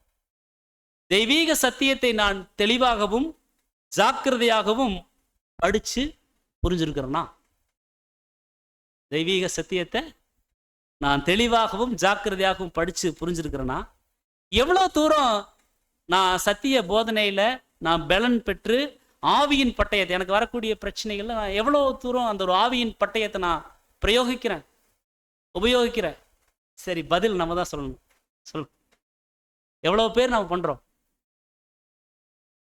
அப்படிங்கிறதுக்கு இதற்கான பதில் வெகு few only. கொஞ்சம் பேர் தான் நம்மளுக்கு வரக்கூடிய ஒரு சில பிரச்சனைகள் இதெல்லாம் வரும்பொழுது அந்த ஆவியின் பட்டயத்தை நாம உபயோகிக்கிறோம், தெய்வீக சத்தியத்தை தெளிவா ஜாக்கிரதையா நம்ம வந்து படிக்கிறோம், அதை கை கொண்டு நடக்கிறோம். நிறைய பேர் அப்படி என்ன பண்றது இல்லைங்க, செய்யறதில்லை. ஆனா அன்புக்குரிய சகோதரர், நிறைய பேர் செய்வாங்கன்னு சொல்லித்தான் தேவன் ஒவ்வொருவரையும் இந்த அழைப்புல கூப்பிட்டு வர்றார். ஸோ தேவன் எதிர்பார்க்கக்கூடிய அந்த ஒரு விஷயத்தை நாம் வந்து செய்யக்கூடியவர்களாக இருக்கணும் அன்புக்குரிய சகோதரர். ஆனா நம்ம எப்படி, கொஞ்சம் பேர் தான் செய்யறோம், ஆனா நம்ம எப்படி நம்ம சொல்றோம் அப்படின்னா, 1 யோவான் 2ஆம் அதிகாரம் 4ஆம் வசனம். அவரை அறிந்திருக்கிறேன் என்று சொல்லியும் அவருடைய கற்பனைகளை கைக்கொள்ளாதவன் பொய்யனாயிருக்கிறான், அவனுக்குள் சத்தியமில்லை. இந்த வசனம் படிக்கும் பொழுது நம்ம சொல்றோம் சத்தியத்தில் இருக்கிறங்கன்னு சொல்றோம். சொல்றீங்களா? சத்தியத்தில் ட்ரூத்தில் இருக்க பிரதர், ட்ரூத்தில் இருக்க சிஸ்டர். அவரை அறிந்திருக்கிறேன் என்று சொல்லியும் அவருடைய கற்பனைகளை கைக்கொள்ளாதவன் பொய்யனாயிருக்கிறான், அவனுக்குள் நோ ட்ரூத். அன்புக்குரிய சகோதர சகோதரிகளை, ரொம்ப எச்சரிப்பான ஒரு வசனமாக இது இருக்குதுன்னு சொல்லி நம்ம வந்து பார்க்கிறோம். அப்போ நம்ம ஒரு சிலர் தான் அந்த அர்ப்பணிக்கப்பட்ட பாதையை நாம் என்ன பண்றோம்னா சரியான முறையில் நாம் கண்டு போயிட்டு இருக்கிறோம். ஸோ அவங்க எப்படி இருப்பாங்கன்னு சொல்லி இங்க சகோதரர் சொல்றாருன்னா, அவர்களுக்கு உண்டான தேவன் மீது சத்தியத்தின் மீது ஏதாவது ஒரு சில விஷயங்கள் யாராச்சும் கேட்டாங்கன்னா ரொம்ப தெளிவாக கிளியரா சொல்லுவாங்களா, தேவனை குறித்து அட்ரஸ் பண்ணுவாங்களாம். எங்களுடைய தேவன் இப்படிப்பட்ட தேவன் அப்படின்னு சொல்லி அவங்க ரொம்ப கிளியரா அவர் வந்து சொல்லுவாங்களாம். ஸோ அவங்க தங்களுடைய ஜீவகால பரியத்தம் சத்தியத்தை என்ன பண்ணுவாங்கன்னா தொடர்ந்து அவங்க வந்து தேடி நாடி சத்தியத்தை குறித்து மேன்மை பாராட்டுவாங்களாம் இந்த ஒரு சிலர். அப்போ அந்த மாதிரி நாம் என்ன பண்ணணும்னா நம்ம வந்து மாறணும்னு சொல்லி நாம் பார்க்குறோம். அப்போ உண்மையாலுமே நாம் தேவனுக்கும் சத்தியத்திற்கும் உண்மையுள்ள ஒரு ஊழியக்காரராக, ஃபெய்த்ஃபுல் சர்வெண்ட்டாக நம்ம இருக்கணும். அப்படின்னா ஒவ்வொரு நாளும் நம்முடைய லக்கை நோக்கி நெருங்கி வரதை நம்ம உணரணும். அப்போ பவுல் சொல்லிட்டாங்க, நான் வந்து என்னுடைய லக்கு எனக்கு தெரியும், எனக்குண்டான பந்தய பொருள் பரிசு எனக்கு தெரியும், என்னுடைய போட்டியும் எனக்கு தெரியும். நான் ஆகாயத்தில் நான் சிலம்பம் பண்ணல, நான் நிஜ போட்டியில் இருக்கிறேன். என்ன போட்டியில் இருக்கிறேன்? நிஜ போட்டியில் இருக்கிறேன். நான் ஆகாயத்தில் சிலம்பம் பண்ணுவதற்காக நான் காற்றுல சுத்தறதுக்காக வரல. நிஜ போட்டியாளன் அங்க சாத்தான், அவருக்கு எதிராக நான் போராட போறேன். உலகத்தினுடைய விஷயங்களுக்கு எதிராக நான் போராட போறேன். ஸோ லக்கை நோக்கி நான் வந்து போறேன். அந்த லக்கை நோக்கி போகக்கூடிய விஷயங்கள்ல எனக்கு பின்னாக இருக்கக்கூடிய விஷயங்கள் எல்லாத்தையும் நான் என்ன பண்றேன், தூக்கி போட்டுறேன்னு சொல்லி அவர் கூட சொல்லிட்டேன். ஸோ அன்புக்குரிய சகோதர சகோதரே, நாம் லக்கை நோக்கி நாம் போகக்கூடிய பயணத்துல எந்த அளவுக்கு இப்போ நாம் முன்னேற்றம் அடைஞ்சிருக்கிறோம். அர்ப்பணிக்கப்பட்ட ஒவ்வொரு பிள்ளையும் நிச்சயமாக தங்களுடைய லக்கு நெருங்கி வர்றத உணர்ந்து கொள்வாங்களாம். இதுக்கு நம்ம நிறைய நம்முடைய பரிசுத்த வேதாந்த உதாரணங்கள் இருக்காங்க. நம்முடைய மூத்த சகோதரர் அவர் கூட தன்னுடைய கோர்ஸை முடிக்கும் போது அவர் என்ன பண்ணாருங்க, அந்த ரோமன் தோஹா எடுத்து போட்டு நான் வந்து என்னுடைய கோர்ஸை முடிக்க போறேன்னு சொல்லி தன்னுடைய உடன் இருக்கக்கூடிய நண்பர்கிட்ட அவர் தெரிவிச்சுட்டு அவர் வந்து அப்படியே தன்னுடைய ஓட்டத்தை முடிச்சார். இது நம்ம படிச்சிருக்கல இல்லைங்களா? ஸோ அன்புக்குரிய சகோதர சகோதரிகளே, உண்மையாலுமே நாம் தேவனுக்கும் சத்தியத்திற்கும் உண்மையுள்ள ஊழியக்காரராக இருக்கிறோம் அப்படின்னா ஒவ்வொரு நாளும் அந்த லக்கை நோக்கி நெருங்கி வருவதை நம்மளால் உணர முடியும். இந்த நிலைமைக்கு நம்ம வரணும் அப்படின்னா நாம் நம்மளை இன்னும் சுத்திகரித்துக் கொள்ளணும்னு சொல்லி நாம் பார்க்குறோம். ஸோ நம்மையும் நம்முடைய சிந்தனைகளையும் சுத்திகரிக்க நம்முடைய பரிசுத்த வேதாகமத்தை சத்தியங்களை நாம் அதிகமாக படிக்கணும், அதிகமாக வேலைகளை கை கொண்டு நாம் நடக்கக்கூடியவர்களாக இருக்கணும்னு சொல்லி நாம் வந்து பார்க்கிறோம். வாசிக்கலாம். எபிரேயர் நிருபம் 5ஆம் அதிகாரம் 13ஆம் வசனம். பாலுண்கிறவன் குழந்தையா இருக்கிறபடினாலே நீதியின் வசனத்தில் பழக்கமில்லாதவனாய் இருக்கிறான். அப்ப நீதியின் வசனத்துல நம்ம பழக்கப்படணும். எந்த அளவுக்கு நாம் நீதியின் வசனங்கள்ல பழக்கப்பட்டிருக்கிறோங்க? இன்னும் பாலுண்கிறவர்களாக நாம் இருக்கிறோமா? நீதியின் வசனம் அப்படின்னா நம்ம எந்த அளவுக்கு வசனத்துக்கு கூட அதிகமாக நம்ம வந்து இடைப்படுறோம். அவருடைய வசனங்களை எப்போ இரவும் பகலும் நாம வந்து படிக்கிறோமா? இதெல்லாமே நாம வந்து பார்க்கணும். அப்போ இங்க அப்போஸ்தலனாகிய பவுல் சொல்லிட்டாங்க, இன்னும் உபதேசிக்க வேண்டியவர்கள் நிறைய இருக்கு. தேவன் கிட்ட அந்த ஒரு மெய் விசுவாசம் வச்சிருப்பவங்க ஜீவ வசனத்தின் வடிவில் தேவனை மனப்பூர்வமா உணர்ந்து கொள்வாங்களாம். ஒரு வசனம் நம்ம கஷ்டத்துல இருக்கோம், ஒரு வசனம் நம்மளுக்கு வந்துச்சுன்னா நம்மளுக்கு எப்படி இருக்குங்க? அது தேவனே பேசிட்டார், வேற யாருமே பேசல. யாருதான் பேசினாங்க? தேவன் தான் பேசுறார், தேவன் தான் எங்கிட்ட பேசியிருக்கார். அப்ப ஜீவ வசனத்தின் வழியாக உண்மையான தேவனை நாம் என்ன பண்றோம்னா நம்ம வந்து அறிந்து கொள்றோம். ஸோ தேவன் கூட நாம் என்ன பண்றோம்னா பேசுறோம். அப்படின்னா அவருடைய வசனங்களை நாம் என்ன பண்ணணும்னா அதிகமாக நாம் படிக்கக்கூடியவர்களாக இருக்கணும். இதை ஆதாரமாக கொண்டுதான் நம்ம ஆல்ரெடி நம்ம பேசிக் சப்ஜெக்ட்ஸ் ஒவ்வொன்றுலையுமே தேவனை நாம வந்து தரிசிச்சுட்டு வந்துட்டோம். அப்ப அன்புக்குரிய சகோதர சகோதரர்களே, அப்படிப்பட்ட ஒரு சூழ்நிலையில் இருக்கும்போது ஆல்ரெடி நம்மளுக்குள்ள அந்த பொன் வெள்ளி விலையேற பெற்ற கற்கள் மூலியமாக அந்த ஒரு கட்டடம் கட்டி எழுப்பப்பட்டு தொடர்ந்து வந்துட்டு இருக்கு. இப்ப எந்த ப்ராசஸ்ல இருக்கு? முடிக்கக்கூடிய தருவாயில் இருக்கா, அல்லது தேவன் வந்து வாசம் பண்ணிட்டாரா, அல்லது பண்றதுக்கு உண்டான சூழ்நிலைகள் முகாந்திரங்கள் ஏதாவது இருக்குதா? இதெல்லாமே நாம் நம்மளை சீர்தூக்கி பார்க்கணும்னு சொல்லி நாம் வந்து பார்க்கறோம். அப்போ தேவன் இடத்துல உண்மையும் உத்தமமாக இருக்கணும்னு சொல்லி நாம் பார்க்கிறோம். அப்ப தேவன் இடத்துல உண்மையும் உத்தமமாக இருக்கிறவங்கனால தான் சத்தியத்திற்கும் சத்துருக்கும் இருக்கக்கூடிய அந்த ஒரு டிஃபரன்ஸ் என்ன பண்ண முடியும்னா புரிந்து கொள்ள முடியும். யார் பேசினாலும் நல்லா இருக்கு அப்படின்னு சொல்லி கேட்டால் என்ன புரியும்? ஏற்ற கால ட்ரூத்னு ஒன்று இருக்கு இல்லைங்களா, அறுவடையின் சத்தியம்னு ஒன்று இருக்கு, அவருடைய 1000 வருட அரசாட்சியின் சத்தியங்கள் ஒன்று இருக்கு. ஸோ யார் பேசினாலும் நம்ம என்ன பண்ணக்கூடாது? கேட்கக்கூடாது.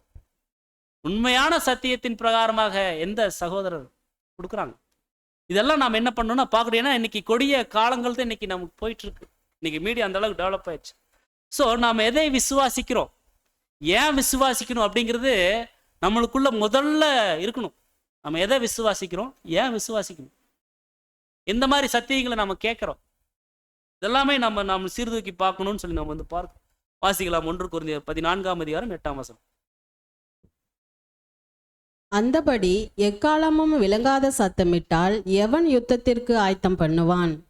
அப்போ இங்க நம்ம பார்க்குறோம், சத்தியத்தை அறிவதும் அதை சுத்தமாக பாதுகாப்பதும் நம்முடைய ஒவ்வொருவருடைய விசேஷித்த ஒரு கடமையாக அங்க வந்து கருதப்படுது. அன்புக்குரிய சகோதர சகோதரர், அப்போ நம்முடைய சிந்தையை என்ன பண்ணணும் அப்படின்னா சத்திய வசனத்தினால நம்முடைய சிந்தையை நிரப்பணும். நம்முடைய கரங்களை சத்திய வேலைகளுக்கென்று நம்ம ஒப்பு கொடுக்கணும். நம்முடைய அனைத்து தாளந்துகளையும் தேவனுக்குன்னு சொல்லி நாம் தத்தம் செய்யணும்னு சொல்லி நாம் பார்க்குறோம். ஏன்னா நம்ம அப்படித்தான் நம்ம வந்திருக்கோம். தேவனுக்கு என்னை நான் என்ன பண்றேங்கன்னா முற்றிலும் கொடுக்குறேன்னு சொல்லித்தான் நான் வந்திருக்கோம். சர்வாங்க தகனபலி மாதிரி முற்றிலும் தேவனுக்குன்னு சொல்லி நம்ம வந்து நம்மளை தத்தம் செய்துட்டோம், அதாவது தத்து கொடுத்தாச்சு. அப்போ நம்மளுடைய தேவனுக்குன்னு கொடுத்த அந்த ஒரு காரியத்துல மீண்டும் நம்மளுக்குன்னு சொல்லி ஒரு சில விஷயங்கள் எடுத்து வைத்துக் கொள்வது அது நிச்சயமாக அன்புக்குரிய சகோதர சோழர்களே தேவனுடைய சமூகத்துல ஒரு சுகந்த வாசனை கொடுக்கக்கூடியதாக அது இருக்காதுன்னு சொல்லி நாம் வந்து பார்க்கிறோம். வாசிக்கலாம் 2 தெசலோனிக்கேயர் 2ஆம் அதிகாரம் வசனம் 11-12 மட்டும் வாசி.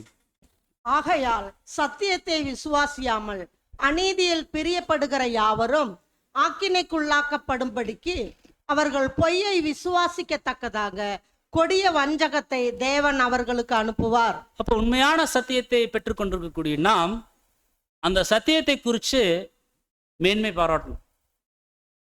அப்படி நம்ம மேன்மை பாராட்டலைன்னா அந்த சத்தியம் நம்ம கிட்ட இருந்து எடுக்கப்பட்டு. ஏன்னா தேவன் நம்மளுக்கு மெய்யான சத்தியம் கொடுத்துருக்காரு, அதை குறித்து நம்ம மேன்மை பாராட்டல, மற்ற சகோதர சகோதரிகளுக்கு அந்த விஷயத்தை நம்ம கொண்டு போய் சேர்க்கல. அப்படியே நம்ம வர்றோம், அப்படியே போகிறோம், குளிரும் இல்லாமல் அனலும் இல்லாமல். என்ன சொல்லிட்டாருங்க, உன்னைனா வாந்தி பண்ணி போடுவோன்ட்டார். அப்போ அன்புக்குரிய சகோதர சோழர்களே நம்மளால் முடிஞ்ச ஊழியங்களை அங்கே வந்து செய்யணும்னு சொல்லி நம்ம வந்து பார்க்குறோம். ஆகையால் சத்தியத்தை விசுவாசியாமல் அநீதியில் பிரியப்படுகிற யாவரும் ஆக்கினைக்குள்ளாகும்படிக்கு அவர்கள் பொய்யை விசுவாசிக்கத்தக்கதாக கொடிய வஞ்சகத்தை, ஸ்ட்ராங் டெலியூஷன் சொல்லி ஆங்கிலத்தில் சொல்லுவாங்க, கொடிய வஞ்சகத்தை நான் அனுப்புறேன்னு சொல்லி அங்கே வந்து தேவன் சொல்றார். ஸோ இங்கே கொடிய வஞ்சகம் அப்படிங்கிறது அசைக்க முடியாத வஞ்சகம் அப்படின்னு சொல்லி நம்ம வந்து பார்க்குறோம். அந்த ஒரிஜினலில் அப்படித்தான் ஒரு பொருள் வரும், அசைக்க முடியாத ஒரு வஞ்சகம். அப்போ இந்த அசைக்க முடியாத வஞ்சகம் அவங்களுக்குள்ள கிரியை செய்யும்படி அங்கே தேவன் அனுமதிச்சிருவார். அன்புக்குரிய சகோதர சகோதரில் இந்த கொடிய வஞ்சகம் அப்படிங்கிறத குறித்து இங்கே நம்முடைய சகோதரர் வந்து சொல்கிறாரு, தேவன் கொடிய வஞ்சகத்தை அனுப்புகிறாருன்னு சொல்லி இங்கே அப்போஸ்தலனாகிய பவுல் வந்து சொல்லிட்டார். ஸோ தேவன் எதை நம்மளுக்கு இந்த வசனத்தின் மூலமாக உணர்த்த விரும்புகிறார் அப்படின்னா, தேவன் வஞ்சகத்துக்கு அதிகாரிங்களா?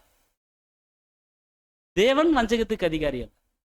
ஸோ ஆனால் தேவன் அங்கே வசனத்தில் சொல்லிட்டாங்க, கொடிய வஞ்சகத்தை நான் வந்து அவங்களுக்குள்ள அனுப்புகிறேன் அப்படின்னா, அவர்களுக்கு எவ்வளவோ வாய்ப்புகள் கொடுக்கப்பட்டுச்சு.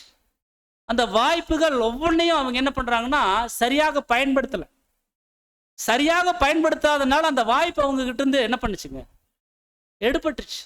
எடுக்கப்பட்டாச்சு. ஸோ கொடிய வஞ்சகத்தை தேவன் அனுப்புகிறார் அப்படின்னு சொல்லி இங்கே நம்ம வந்து பார்க்குறோம். ஸோ அந்த கொடிய வஞ்சகம், ஸ்ட்ராங் டெலியூஷன் அப்படிங்கிறத குறித்து நம்முடைய சகோதரர் சொல்கிறாரு 22:74, வஞ்சகம் அப்படிங்கிறது ஒரு தப்பறை. ஒரு சில விஷயங்களில் இந்த வஞ்சகம் எப்படி இருக்குமாங்களா, சத்தியத்தை போலவே தோற்றமளிக்குமா. கோதுமை பதர், கோதுமை ஸ்டஃப் இருக்கும், ஸ்டஃப் இருக்கிறங்காட்டி அதை எப்படி இருக்குன்னு சொல்லி பார்த்தோம்னா எந்த ஒரு சூழ்நிலையிலும் அது அடிபட்டு போகாது. ஆனால் பதர் ஒரு புயல் அடிச்சா நாங்கள் காத்தடிச்சா பறந்துடும். ஆனால் பாருங்க, கோதுமை ஸ்டஃப் இருந்தாலும் அது நிற்கும் போது எப்படி இருக்குங்க, ஸ்ட்ரைட்டாக நிற்குமா, அப்படி கொஞ்சம் குனிஞ்சுதான், தலை குனிஞ்சுதான் நிற்கும். அதனாலதான் தேவன் அப்படிப்பட்ட ஊமைகளை அன்பின் கர்த்தர் வழியாக அங்க வந்து பேச வைக்கிறார். அப்ப அன்புக்குரிய சகோதர சகோதரிகளே, இங்க வஞ்சகம் அப்படிங்கிறது ஒரு தப்பற. ஒரு சில விஷயங்கள சத்தியத்தை போலதான் அது இருக்கும், கோதுமை பதர் போல. திருச்சபையின் ஒரு அங்கம் தப்பறையாகி அந்த வஞ்சகத்தினால பாதிக்கப்பட்டா அது நித்திய ஜீவனை நோக்கி செல்லும் பாதையில ஒரு தடங்களை ஏற்படுத்திடும். இந்த கொடிய வஞ்சகத்துல ஒருத்தவங்க போய் சிக்கிட்டாங்க அப்படின்னா அது என்ன பண்ணுங்களா, அந்த நித்திய ஜீவனை நோக்கி செல்லக்கூடிய அந்த ஒரு பாதையில ஒரு தடங்களை ஏற்படுத்திடுன்னு சொல்லி சொல்றாங்க. மேலும் அதுல மூன்றாவது பாயிண்ட்ல மூணாவது பாயிண்ட், அவரை மேற்கொண்டு பலியின் ஜீவியத்துல நடக்க முடியாம தடுமாற்றம் அடைய செய்யும். ஒருத்தங்களுக்குள்ள அந்த கொடிய வஞ்சகம் வந்துருச்சு. ஆகவே வஞ்சகம் என்ற இந்த ஒரு தப்பறையான போதனைக்கு, உபதேசத்திற்கு நாம என்னதான் பண்ணியிருக்கணுமா, விலகித்தான் இருக்கணுமா, ரொம்ப கவனமா இருக்கணுமா. ஒருவன் வஞ்சிக்கப்பட்டான் என்றால் அவன் பார்வைக்கு அவன் செய்யறது எல்லாமே நீதியா இருக்கு, 100% கரெக்ட் மாதிரியே தெரியும். கரெக்டுங்களா? ஒருவர் தான் வஞ்சிக்கப்பட்டாங்கன்னா நான் செய்யறது கரெக்டுங்கிற மாதிரியே இருக்கும். வாசிக்கலாம் நீதிமொழிகள் 16ஆம் அதிகாரம் 25ஆம் வசனம். மனுஷனுக்கு செம்மையாய் தோன்றுகிற வழி உண்டு, அதன் முடிவோ மரண வழிகள். மனுஷனுக்கு செம்மையாய் தோன்றுகிற வழி இருக்கு, அதன் முடிவு எப்படி இருக்குங்க, இப்படிதான் இருக்கு. கண்ணை கட்டிட்டு என்னுடைய பார்வைக்கு நான் செய்யறது 100% கரெக்ட். அது நம்ம பார்வைக்கு. தேவ பார்வைன்னு ஒன்று இருக்கு இல்லைங்களா, தேவ பார்வையில நாம் நம்மளை வந்து வச்சு பார்க்கணும். நான் செய்யறது தேவ பார்வையில சரியா இருக்குமா, தேவனுடைய சித்தத்திற்கு இது கரெக்டா இருக்குமா, என்னுடைய உடன்படிக்கையின் ஜீவியத்திற்கு இது தகுதியா இருக்குமா. அப்போஸ்தலனாகிய பவுல் சொல்லிட்டார், எல்லாவற்றையும் அனுபவிப்பதற்கு எனக்கு தகுதி இருக்குது, ஆனா எல்லாமே தகுதியா இருக்காதுன்னு சொல்றாரு. அப்போ புது சிருஷ்டிக்குன்னு ஒரு தகுதி இருக்கு, அந்த தகுதியை தேவன் கொடுத்திருக்கார், கர்த்தர் வாழ்ந்து காமிச்சிட்டார். அந்த தகுதியின் அடிப்படையில் தான் அன்புக்குரிய சகோதர சகோதரர்களே நாம வந்து ஜீவிக்கணும். என்ன வேணாலும் நம்ம வந்து செய்வதற்காக இந்த உலகத்துக்குள்ள வரல, இந்த சத்தியத்துக்குள்ள வரல. தேவன் உலகத்திலிருந்து பிரித்தெடுத்து பரிசுத்த ஜனம் இந்த பூமியில எனக்குன்னு சொல்லி இருக்காங்கன்னு சொல்லி தேவன் கொடுத்துருக்கு, நம்மளை வச்சிருக்கார். ஸோ மனுஷனுக்கு செம்மையாய் தோன்றக்கூடிய வழி இருக்கு, அதனுடைய முடிவு வந்து பார்த்தோம்னா மரண வழிகளாக இருக்குது அப்படின்னு சொல்லி நம்ம பார்க்கிறோம். அப்போ உலகத்தில் அநேக வஞ்சகங்கள் இருக்குது, வஞ்சிக்கப்பட்டவர்கள் கூட அநேகர் இருக்கிறாங்க. ஆனாலும் இவை வந்து இந்த வஞ்சகம் அப்படிங்கிறது கர்த்தருடைய பாத்திரங்களை சுமப்பவர்களை எந்த விதத்திலும் தாக்கிடக்கூடாது, அணுகிடக்கூடாது. இந்த தப்பறையான விஷயங்களுக்கு, வஞ்சகங்களுக்கு கர்த்தருடைய பாத்திரங்களை சுமக்கிறவங்க விலகி இருக்கணும். இது ரொம்ப அவசியமா இருக்கு. ஸோ அன்புக்குரிய சகோதர சகோதரிகளே, நாம் எப்பவுமே தேவனுடைய நீதியையும் அவருடைய உண்மையான சத்தியங்களையும் நாம் வாஞ்சையோடு நாம வந்து தேடி ஓடி அதை பெற்றுக்கொண்டு கிரகித்து வாழக்கூடியவர்களாக இருக்கணும்னு சொல்லி நம்ம வந்து பார்க்கிறோம். வாசிக்கலாம் 2 பேதுரு 1:19. அதிக உறுதியான தீர்க்க தரிசனமும் நமக்கு உண்டு. பொழுது விடிந்து விடிவெள்ளி உங்கள் இருதயங்களில் உதிக்கும் அளவும் இருளுள்ள ஸ்தலத்தில் பிரகாசிக்கிற விளக்கை போன்ற அவ்வசனத்தை கவனித்திருப்பது நலமாயிருக்கும். ஆமா, கொடிய வஞ்சகம் நம்மளுக்குள்ள வராம பாதுகாத்து கொள்ளணும். அதிக உறுதியான தீர்க்க தரிசன வசனம் தேவன் நம்மளுக்கு கொடுத்திருக்கார். சோ பொழுது விடிஞ்சு விடிவெள்ளி உங்கள் இருதயங்களில் உதிக்கும் அளவும், இருளுள்ள ஸ்தலத்துல இருட்டா இருக்கு சுத்தியும், என்ன இருட்டா இருந்தாலும் சத்தியம் நம்ம கூட இருந்துச்சுன்னு வைங்க, தேவன் கூட இருப்பார். உலகமே நம்மளுக்கு இருட்டா இருந்தாலும் தேவன் கூட இருந்தா போதும். ஸோ இருளுள்ள ஸ்தலத்துல பிரகாசிக்கிற வெளிச்சம் போன்ற அந்த வசனத்தை நீங்க கவனிச்சிருக்கிறது மிகுந்த ஆசீர்வாதம் சொல்லி இங்க பேதுரு சொல்றாங்க. மேலும் ஏசாயா தீர்க்கதரிசி சொல்றார், ஏசாயா 1ஆம் அதிகாரம் 3ஆம் வசனம். மாடு தன் எஜமானையும் கழுதை தன் ஆண்டவனின் முன்னணியையும் அறியும், இஸ்ரவேலோ அறிவில்லாமலும் என் ஜனம் உணர்வில்லாமலும் இருக்கிறது என்கிறார். பாருங்க, மாடு தன் எஜமான், கழுத தன் ஆண்டவனுடைய முன்னணையும் வந்து தெரிஞ்சுக்கும். ஆனா இஸ்ரேல் ஜனங்கள், மாம்ச இஸ்ரேல் ஜனங்கள் எப்படி இருந்துட்டாங்களா, உணர்வில்லாமல் இருக்கிறாங்கன்னு சொல்லி இங்க ஏசாயா தீர்க்கதரிசி மூலமாக கர்த்தர் சொல்றார். ஸோ இங்க முன்னணை அப்படிங்கிறது எதை அடையாளப்படுத்துனா, உணவருந்தக்கூடிய இடம், சாப்பிட்ற இடம். ஸோ மாடு, விலங்கு, அந்த விலங்கு கூட எங்க போனா சாப்பாடு கிடைக்கும் அப்படிங்கிறத தெரிஞ்சு கரெக்டா முன்னணிக்கு போகுது. ஆனா என்னுடைய ஜனங்கள் இஸ்ரேலரோ அந்த ஒரு அறிவு கூட இல்லாம இருக்கிறாங்களே அப்படின்னு சொல்லி சொல்றார். அப்ப அன்புக்குரிய சகோதர சகோதரிகளே, அந்த ஆகாரத்தை உண்ணக்கூடிய அந்த ஒரு இடத்தை தேடி மிருகங்கள் கூட கரெக்டா போகுது. ஆனா இஸ்ரேல் ஜனங்கள் அப்படி இருக்கிறாங்க. நம்ம அப்படி இருந்துடக்கூடாது அப்படிங்கிறதுக்காகத்தான் தேவன் வந்து சொல்றார். ஸோ நாம் இந்த ஒரு மாம்ச இஸ்ரேல் ஜனங்களை போல இருக்கக்கூடாது. தேவன் பாருங்க நம்மளை எப்படி மேய்க்கிறாருன்னா, புல்லுள்ள இடங்களில் மேய்ச்சிட்டு இருக்கார், அமர்ந்த நீரண்டையில நம்மளை வழி நடத்திட்டு வந்துட்டு இருக்கிறார். ஸோ நீர்க்கால்களின் ஓரமாக நடப்பட்ட ஒரு மரமாக நாம் இருக்கிறோம். ஆக்சுவலா உண்மையான ஆடுகள் அது வந்து பசும்புல் மேய்ச்சலையும் தண்ணீர் தடாகத்தையும் ஆயனுடைய அந்த மேய்ப்பனுடைய ஒரு குரலையும் நன்கு அறியும். அந்நியனுடைய குரல்களை அது நிச்சயம் செவி சாய்க்காது. என்னதான் அந்நியன் வந்து எதை வச்சு கூப்பிட்டாலும், தப்பறையான விஷயங்களை எதை வச்சு காமிச்சு கூப்பிட்டாலும், அந்த உண்மையான ஆடுகள், கர்த்தருடைய ஆடுகள் மேய்ப்பனை நன்கு தெரிந்து கொள்ளக்கூடியதாகத்தான் இருக்கும் அப்படின்னு சொல்லி இங்க யோவான்ல கூட சொல்றார். யோவான் 10:15. நான் என்னுடையவைகளை அறிந்தும் என்னுடையவைகளால் அறியப்பட்டும் இருக்கிறேன், ஆடுகளுக்காக என் ஜீவனையும் கொடுக்கிறேன். இங்க அருமையா கர்த்தர் சொல்லிட்டாங்க, நான் என்னுடையவைகளை அறிந்தும் என்னுடையவைகளால் அறியப்பட்டும் இருக்கிறேன், ஆடுகளுக்காக என் ஜீவனையும் கொடுக்கிறேன்.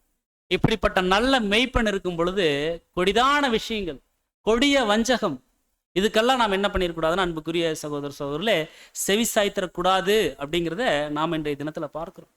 கடைசியாக நம்ம வாசிக்கலாம் அக்டோபர் 11 மன்னா பதிக்கணும் வாசி. யெகோவாவின் பாத்திரங்களை சுமக்கிறவர்களே, அதன் நடுவிலிருந்து புறப்பட்டு உங்களை சுத்திகரியுங்கள். தேவனுடைய ஊழியக்காரருக்கும் அசுத்தமான காரியங்களை நடப்பிக்கிறவர்களுக்கும் இடையே ஒரு பிரிவினையை தேவன் விரும்புகிறார். தேவனுடைய சொந்த ஜனம் அவருடைய பிரதிநிதிகளாக சத்தியத்திற்கு சாட்சிகளாக இருக்க வேண்டும்.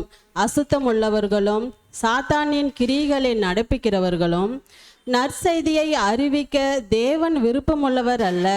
தேவனோடு இசைந்து பரிசுத்தமாக ஊழியம் செய்யாதவர்களை குறித்து தேவ மக்கள் எச்சரிப்பாய் இருக்க வேண்டும். தேவன் துன்மார்க்கனை நோக்கி, நீ என் பிரமாணங்களை எடுத்துரைக்கவும் என் உடன்படிக்கையை உன் வாயில் சொல்லவும் உனக்கு என்ன நியாயம் உண்டு என்றார். பாருங்க, தேவனுடைய சொந்த ஜனம் அவருடைய பிரதிநிதிகளாக சாட்சிகளாக சத்தியத்திற்கு இருக்கும். தேவனுடைய சொந்த ஜனம்னு நம்ம சொல்றோம். அப்ப அன்புக்குரிய சகோதர சகோதரிகளே, நாம் சாட்சிகளாக, நிருபங்களாக, சகல மனுஷராலும் வாசிக்கப்படக்கூடிய நிருபம் நீங்கள் தானேன்னு சொல்லி இருக்கும்படி நாம் வாழணும். அப்போ ஒவ்வொருவரும் ஒரு நிருபம் அப்படின்னா அன்புக்குரிய சகோதர சகோதரர்களே, இந்த ஒரு அர்ப்பணிக்கப்பட்ட பாதையில் கர்த்தருடைய பாத்திரங்களை நாம் சுமக்கிறோம் அப்படின்னா நாம் நம்மளை சுத்திகரித்து கொள்ளணும். தொடர்ந்து நாம் சுத்திகரித்து கொண்டு தேவனுடைய திருச்சித்தம் செய்வதற்கு தொடர்ந்து நம்மளை வந்து ஒப்புக் கொடுக்கணுங்கிற ஒரு பாடம் இன்றைய தினத்தில் நாம் கற்றுக்கொண்டோம். பொறுமையோடு கேட்ட நம் அனைவரையும் தேவன் தாமே ஆசீர்வதிப்பாராக. இன்றைய தினத்தில் இப்படிப்பட்டதான ஒரு வாய்ப்பை வழங்கின பிதாவாகிய தேவனுக்கும் சபையின் ஊழியர்களுக்கும் சபை ஜனங்களுக்கும் திருப்பூர் மற்றும் கோபி சபையாரனுடைய அன்பு வாழ்த்தலையும் அடியனுடைய வாழ்த்தலையும் தெரிவித்துக் கொள்கிறேன். ஆமென்.